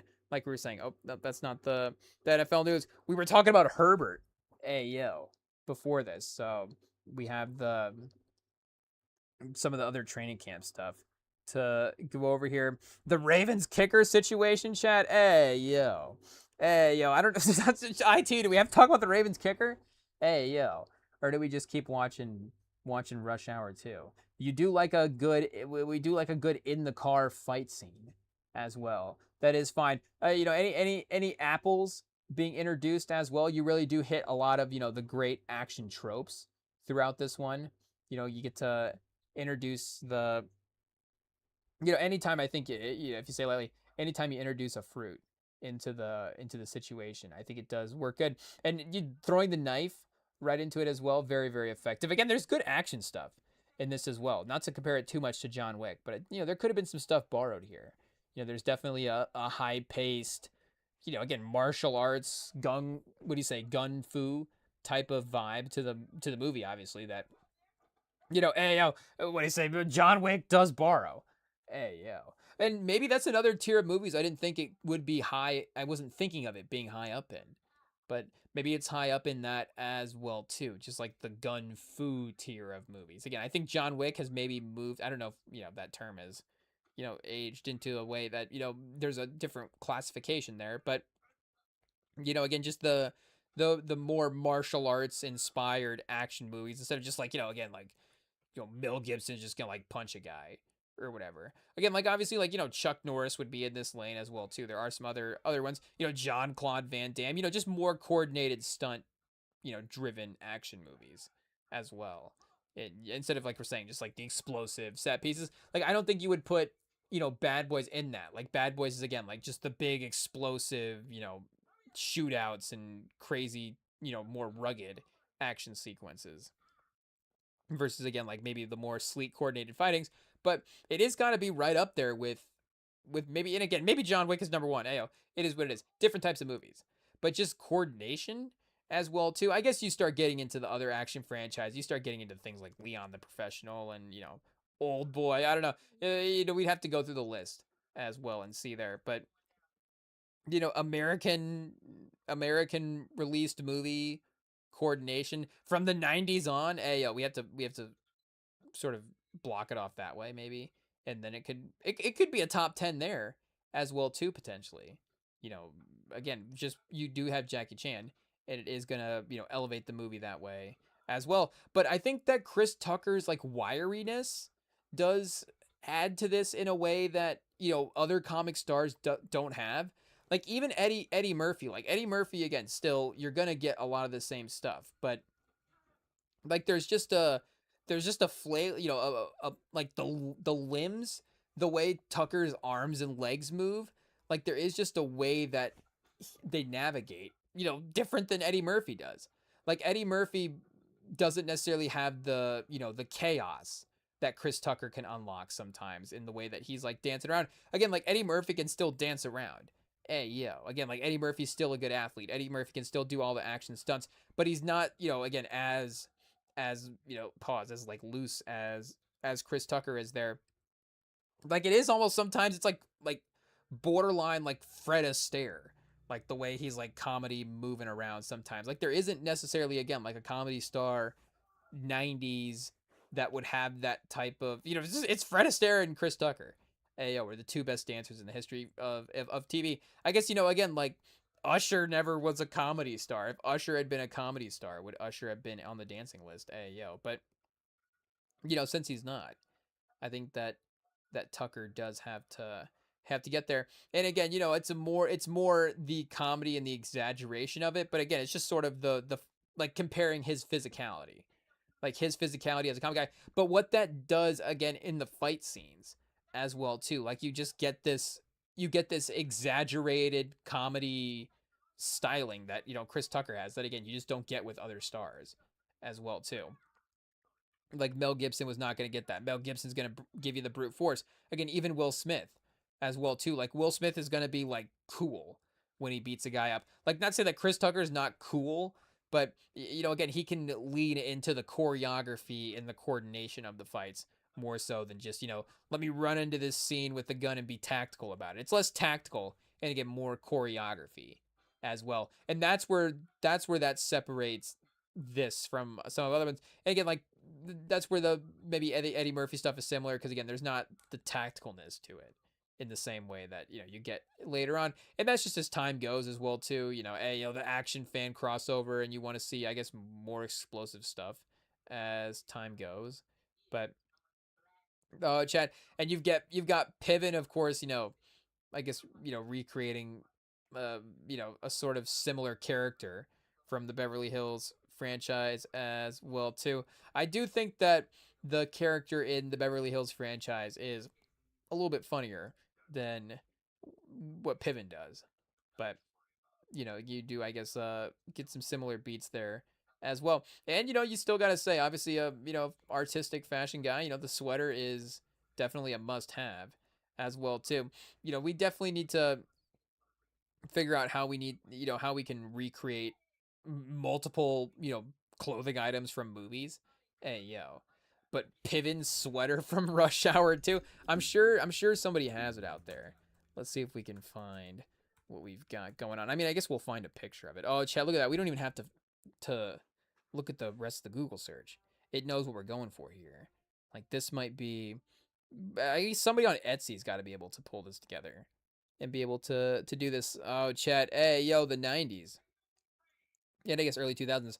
Oh, we literally could get, I guess, a Rush Hour 2 sweater, potentially. But if we wanted to buy the exact sweater, the price of fame, Jeremy Piven. Piven sports an array of disturbing 80s country club wear, ranging from a scandalous tight Umbro shorts to pastel sweater vests. Hey, yo. I guess maybe not getting every clothing item that Piven's sporting here. But, again, that one for sure, I think could be a piece that could be, recreated. What's this? The Fashion of Rush Hour 2? A 4-minute video? What's this? The 4-minute documentary? A brief look at the outfits worn in the film. Oh, what's this Huggies ad, chat? I don't know if another outfit worn in the film. The price combined of some images of the clothes and accessories, along with particular focus on the flamboyant character played by one of the movie's cameo actors. We saw fun outtakes from his work as well as the period in which he got into character. Okay, we might have to can we check out the Fashion of Rush Hour 2? Let's see what this is here. Is this available somewhere? Is this like a DVD short? Is this on our DVD? The problem is our DVD is not a Rush Hour 2 DVD. It's a Rush Hour franchise collection. So I don't know if it has the bonus shorts the way that, it doesn't have like the Rush Hour 2 director. Well, I guess, we don't really want to listen to director's commentary, but, it doesn't have necessarily the features there that you would have for some other DVDs, was the, greater point to be made. But Fashion of Rush Hour 2 documentary, I guess, if we have to say everything ourselves here. Let's see, it's a 4-hour documentary released by Anita Holly. Okay, but where is the video? Where does this exist at? We have a 1-minute video, Rush Hour 2 transformation over time. Do you understand the Rush Hour 2 outfit? Rush Hour 2 actors, okay, now and then. Ayo, classic stuff. But no evidence of this video ever existing.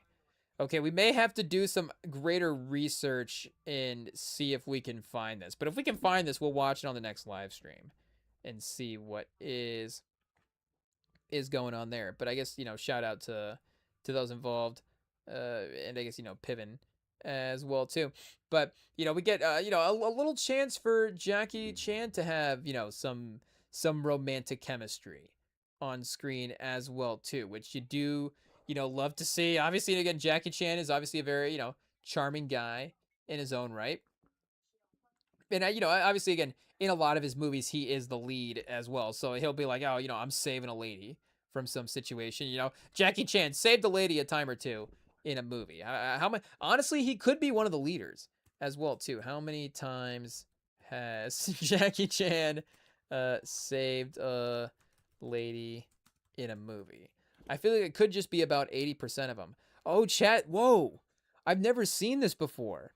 We're sorry, but there's an internal server error. We broke Google. I didn't know this was possible. Hey, yo. Oh, chat. Okay, if you want to break Google, just ask it how many times did Jackie Chan save a lady in a movie. It has no idea. Oh, do we misspell something here? I don't think so. Hey, yo, I've never seen this before. Oh, chat. Google breaking worse than our voice. This is bad. This is crazy. Oh, and we got, of course, a iconic Chris Tucker poker scene. Anytime you have a poker table and then the poker table is joining into the game and sort of building the environment there, that works as well too. But also the distraction where the guy has to distract and then the bouncers have to walk over. I mean, again, that's usually just a moment for the comedian to, just go off at that point, just to cook. Hey, just let Chris Tucker ISO here at the poker table. But again, and I guess you don't get the build maybe you do in some ways as well too. That you do get at some poker tables, but you do love the environment and the suit as well too is crazy. You have like a snake skin, alligator skin leather suit with a alligator skin leather vest underneath is pretty good. So I don't know if we'll break it down. And again, that just goes into the fashion of Rush Hour too. But even Jackie Chan's suit as well too, kind of like the dark. Is it almost like a paisley situation? There's just like a suit material than like a paisley veneer on there. I don't know. But Chad, I'm almost impressed with our accomplishment. I didn't even know this was possible. Will it break? Does it break Safari? Hey, yo. Let's see what we've got going on here. Is this apparently the one thing that Google can't comprehend? I think this would be pretty easy. Just read all the plot of every Jackie Chan movie and determine if you saved the day.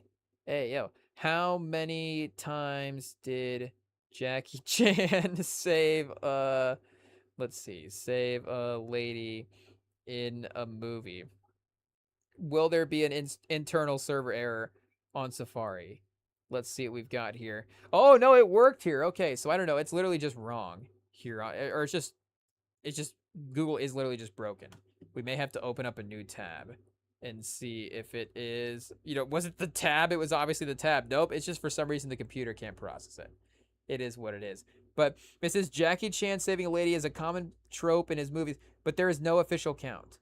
Okay, it says, however, his off-screen relationship with famously saves his co-star Michelle Yeoh. Oh, in real life. Oh, what's this? Oh, okay, so there's a real-life scenario that it does happen. Let's look this up here as well. I'm not familiar with this story. Again, we're not always keeping up with every Hollywood story here, but Jackie Chan saves Michelle Yeoh. Let's see what happens here. One day saved her from... They were filming in 1992, filming a Police Story 3 Super Cop. So speaking of, comedy franchises, during a high-risk stunt, Yeoh was supposed to roll off a moving van onto the hood of Chan's convertible. The windshield failed to shatter on impact as planned, causing her to slide off the vehicle toward the ground. Chan reacted with lightning-fast reflexes, scrambling across the car to grab her shirt, twisting her body, preventing her fatal head-first crash. Hey, yo, so Jackie Chan, literally did, fly in and save the day, like real life. Hey, yo, the problem with 92 back in the day is they probably, had the cameras rolling, and they were like, that's great, let's use that. But, that is crazy that Jackie Chan, was able to just react that fast as well too and process that, because sometimes again the movie separation from what's happening in real life as well too can be a little different, where it's like, oh no, this is not going on from the movie, this is actually real, oh, that this actually happened. Of course there have been greater things that you can think of that have gone tragically in that sense, but again a stunt where somebody's supposed to be rolling in this direction anyways, again you could have probably seen that something's going to go wrong, but obviously, to be able to react in real time like that, Jackie Chan, again, obviously, top draft pick for real life superhero as well too, who could actually just be accomplishing that in real life, Jackie Chan is clearly one of the few as well too, that is actually skilled enough to go, I know that the movies are obviously fake, and they're not real, and I know that Jackie Chan is, stunt wise, there's coordination here, but also the movies do make me think that Jackie Chan could just, take on a field of guys as well too, and just, if he had to fight a whole mob of henchmen, that he could make it work. Obviously, again, the physical toll in real life, it's you have to fight, you fight your fourth dude, your fourth henchman. And it's by the time you get to henchman 8, you're probably not gonna, be in great shape unless you're just a really lethal fighter. Unless John Jones, and then again, John Jones just mowing down henchmen at this point. It's okay, the 8th henchman's the first one to even get an injury at this point. But again, for what you think is capable of it for a fighter in real life, Jackie Chan is one of the guys that you do think that could just navigate a whole room in real life. Again, Keanu Reeves, because of John Wick, does have a little bit of that as well too. You're okay, could Keanu Reeves just actually get out of a nightclub if he actually had to. Maybe, I don't know, does Hugh Jackman, like, it's like, okay, if Hugh Jackman was just like actually Wolverine in real life, like maybe that would make sense in some ways. Again, there could be some other crossovers as well too. But again, for real life superheroes, I think Jackie Chan probably is the number one overall draft pick. At least in the Hollywood perspective. Maybe Michael Jai White would be the other one. Like Michael Jai White could really take down some henchmen. That's for sure. Like they would really stand no chance. But I guess outside of Michael Jai White, maybe Jackie Chan, because Michael Jai White has to be the best.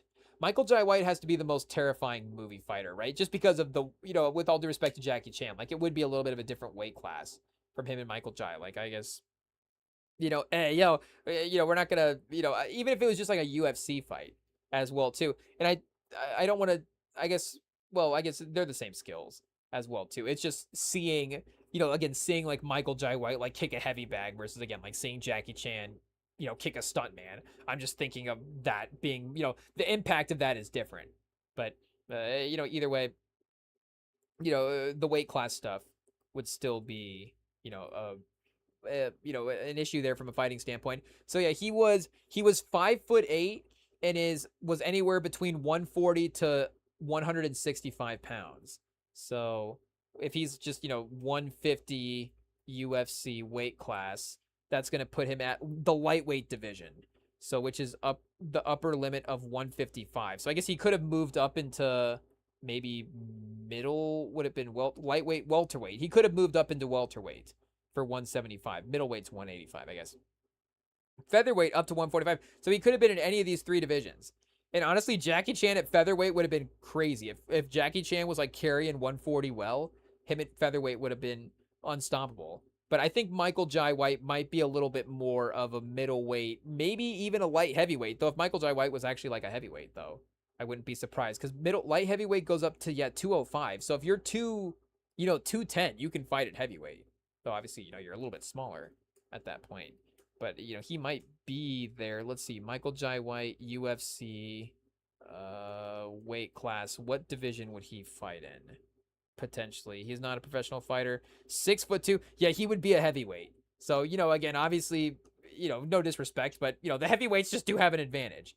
It is what it is. Obviously, like we said, John Jones versus Jackie Chan. Like shout out. Again, obviously, as much as we love Jackie Chan, you do just have to fill out the bracket in a certain way if it does get presented to you. But if we're going actors that fought in a movie, like who is better? And I guess Rogan has been in movies, but I don't, he's not the same actor that Michael Jai White is. If you were to say he was an actor, it'd be like a TV actor, right? Because he was on the TV show back in the day. I think Jai White's done more action movies than that. So I think, he firmly gets the actor belt. And then, again, you would say that he would be, more of a comedian as well too than an actor. But like James Johnson is obviously the best like fighter in sports, like in the non-UFC. But best, let's see, who is the best actual fighter for actors? Question mark. Michael Jai White. We'll just prompt it here because it may, just in case it doesn't. Michael Jai White. Question mark. Jackie Chan, since these are the two guys that we are, addressing here. But I think, I think Jackie Chan could be second. I think he really could be. We'll have to see if there's another UFC guy that I'm not thinking of that, doesn't get the UFC crossover label. Again, is it like Chuck Liddell is a better fighter, though? Is he an actor? Is he just like been in some things? I don't even know if he's been in things. Is The Rock like a good fighter? Like The Rock may have a physical advantage over Jackie Chan, but I don't think The Rock's a good fighter. And again, he was in the WWE as well too. So it says here's how they, just comparing these two guys as well. Okay, Chuck Norris, Superfoot Wallace. Okay, Chad. So I think Jackie Chan's gonna get Superfoot Wallace. I don't even know who this is. Benny Yakuteriz? I guess here, let's look up Superfoot Wallace real quick. American martial artist and former kickboxer. Shout out. What a great name. Bill Wallace. But did Chuck Norris fight Bill Wallace? Oh, this is a Google suggestion here. They never faced each other for a competitive match, but they did fight in a force of one. I guess, in 1979. So we may have to go back and look at that. That might be like the greatest martial arts duo ever. Is Superfoot Wallace versus Chuck Norris in a force of one. Hey, yo, maybe I need to watch a. Oh, I guess this is Superfoot Wallace. I was gonna say maybe this is higher up on Chuck Norris's career iconic page than I thought, but I don't think they're. But yeah, I think Superfoot Wallace looks like he's more one of the guys that's more concerned with like chopping the bricks and like the planks in half versus like actually like getting into like the UFC ring as well. But Dolph Lundgren himself, obviously, one of the best movie if we're ranking fighters in movies, Dolph Lundgren's probably a better fighter in a movie than Michael Jai White, because I'm pretty sure, again, I have to go back and revisit the Rocky franchise. We had the excuse of the Creed franchise, supplements the Rocky franchise for our generation. So we watched that instead of going back to the Rocky movies. I guess that's not true. Obviously, we go back to the Rocky movies too. But me personally, I just watched Creed instead. But I want to say that Lundgren becomes the heavyweight champion in Rocky. I guess here's spoiler alert for Rocky, chat. In case you don't know, I'm about to Google it, so I am warning you. And I am, re-spoiling it for myself as well, too. But does Dolph Lundgren have a PhD? Hey, yo. Does Lundgren win the belt in Rocky? Let's see what we've got here. Oh, he doesn't win the belt. Okay. So, spoiler alert. Ivan Drago knocked out by Rocky in the 15th round. So, and I guess Creed, again, we have to go back and revisit the Rocky franchise. Who wins Rocky 1? I feel like this is not even a spoiler at this point. This is just basic catching up. I like the Google searches. Who wins Rocky 2? Who wins Rocky 4? Who wins Rocky 5? And then who wins Rocky 1?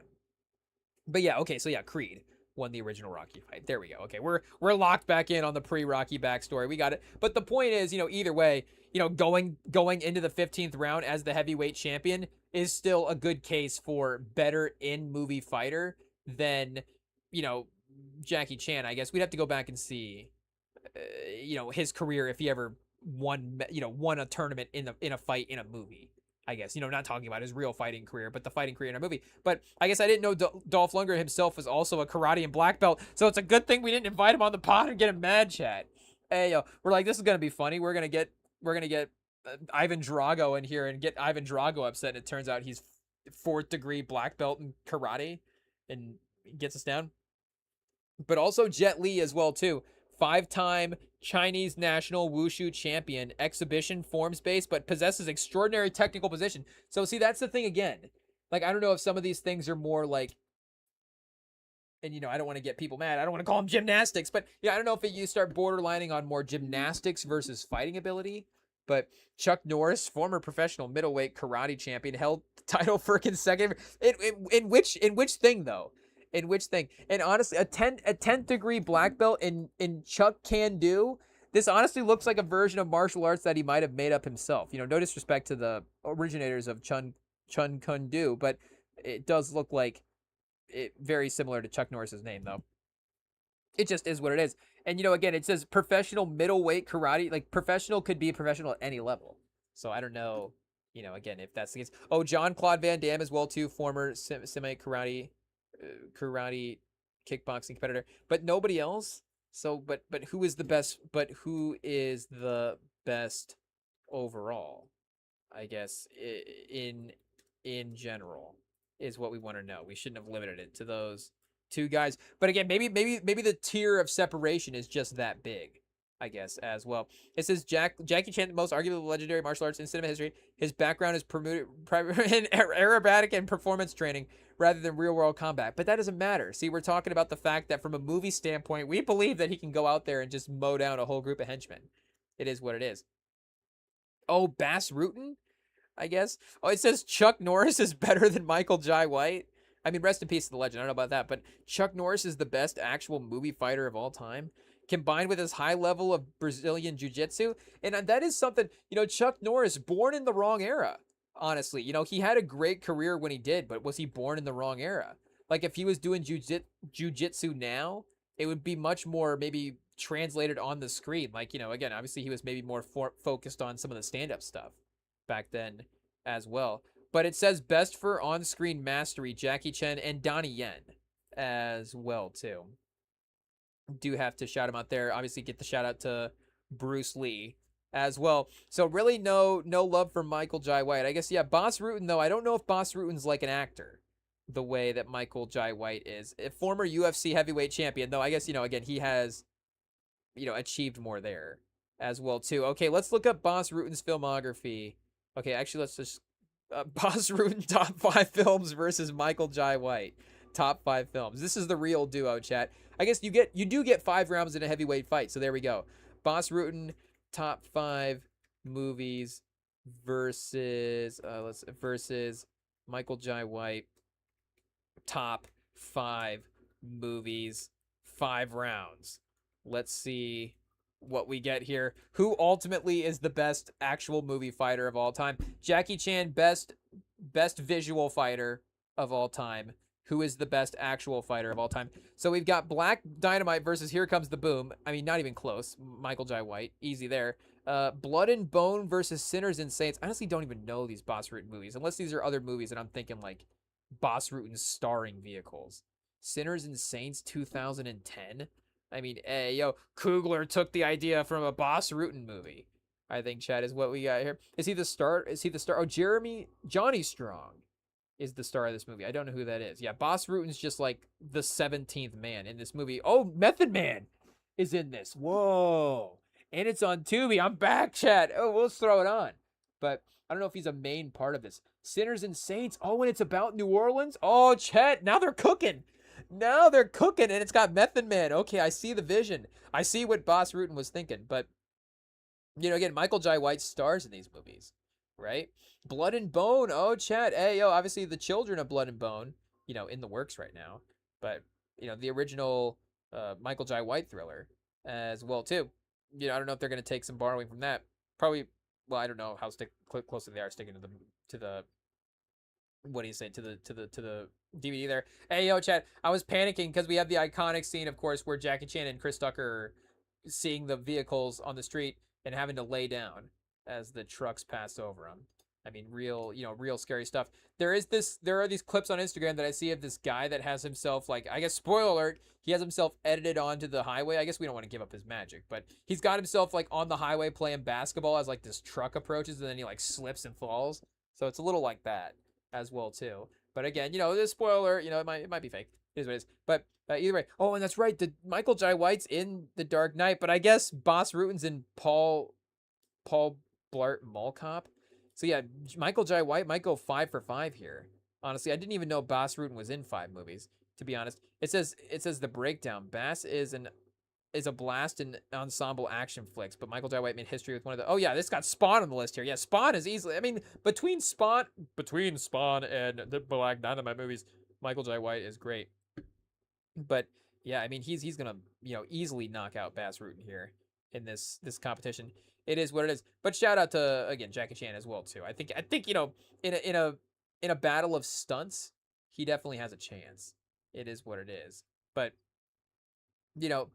either way, obviously, they got apart in one last little handshake situation as well too. I don't know if it's like the #1 movie secret handshake that we've ever gotten, but it is obviously a tender moment.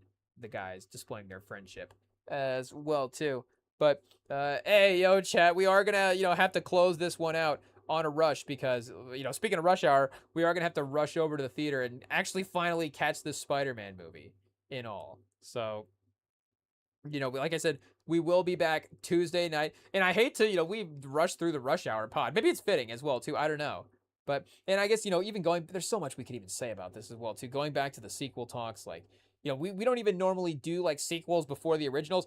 Like this year alone, a little behind the scenes, their anniversary for like Fast 5 was before Fast and Furious, the original one. Like the original Fast and Furious dropped in the summer of 2001, but then Fast and 5 dropped in the spring of 2011. So it's like, okay, for this year for anniversaries, we hit the Fast 5 anniversary before we hit the Fast 1. But I was like, you know what? We're gonna do it in order. Pause. Hey, we're gonna get the Fast and the Furious original out of the way first, and then obviously we can approach the rest of the franchise after that. But I think for Rush Hour, it is one of the few. We're not saying that the first or the second is outright better than the first. Again, the first is, every bit as iconic and funny and great to watch and all those different things. But, again, you could make the case that the second one, is more rewatchable and that people, find that one more beloved than not more beloved. But again, you just find people that go back to that one more / as much as the first one as well. So, it is, I think, again, it is one of the few sequels that, it is one of the few franchise and one of the few sequels that you could, talk out of order, because again, you could maybe consensusly, have as many people rank number 2 up as number 1 as well. But, either way, like I said, we'll be back Tuesday. Hopefully it's actually the Spider-Man episode. If not, we got other fun anniversaries to celebrate as well too. Other fun, NFL lead-in things to talk about. I guess we still have to mention that Ravens kicker that we left on the board. But we will see y'all Tuesday. Hopefully y'all enjoyed your Spider-Man viewing. If you're going to see it again, continue enjoying it. And we will be back to break it down here Tuesday night. Sunday, Tuesday, Friday is the schedule, like I said, here on the YouTube. You can hit us up on the podcast feed. You can follow us on the Instagram pod at RemingTonm pod. DM us, something. I don't even know what questions we asked over there, but you can DM us, whatever answers you want or a question as well. And we'll see y'all Tuesday night. Peace.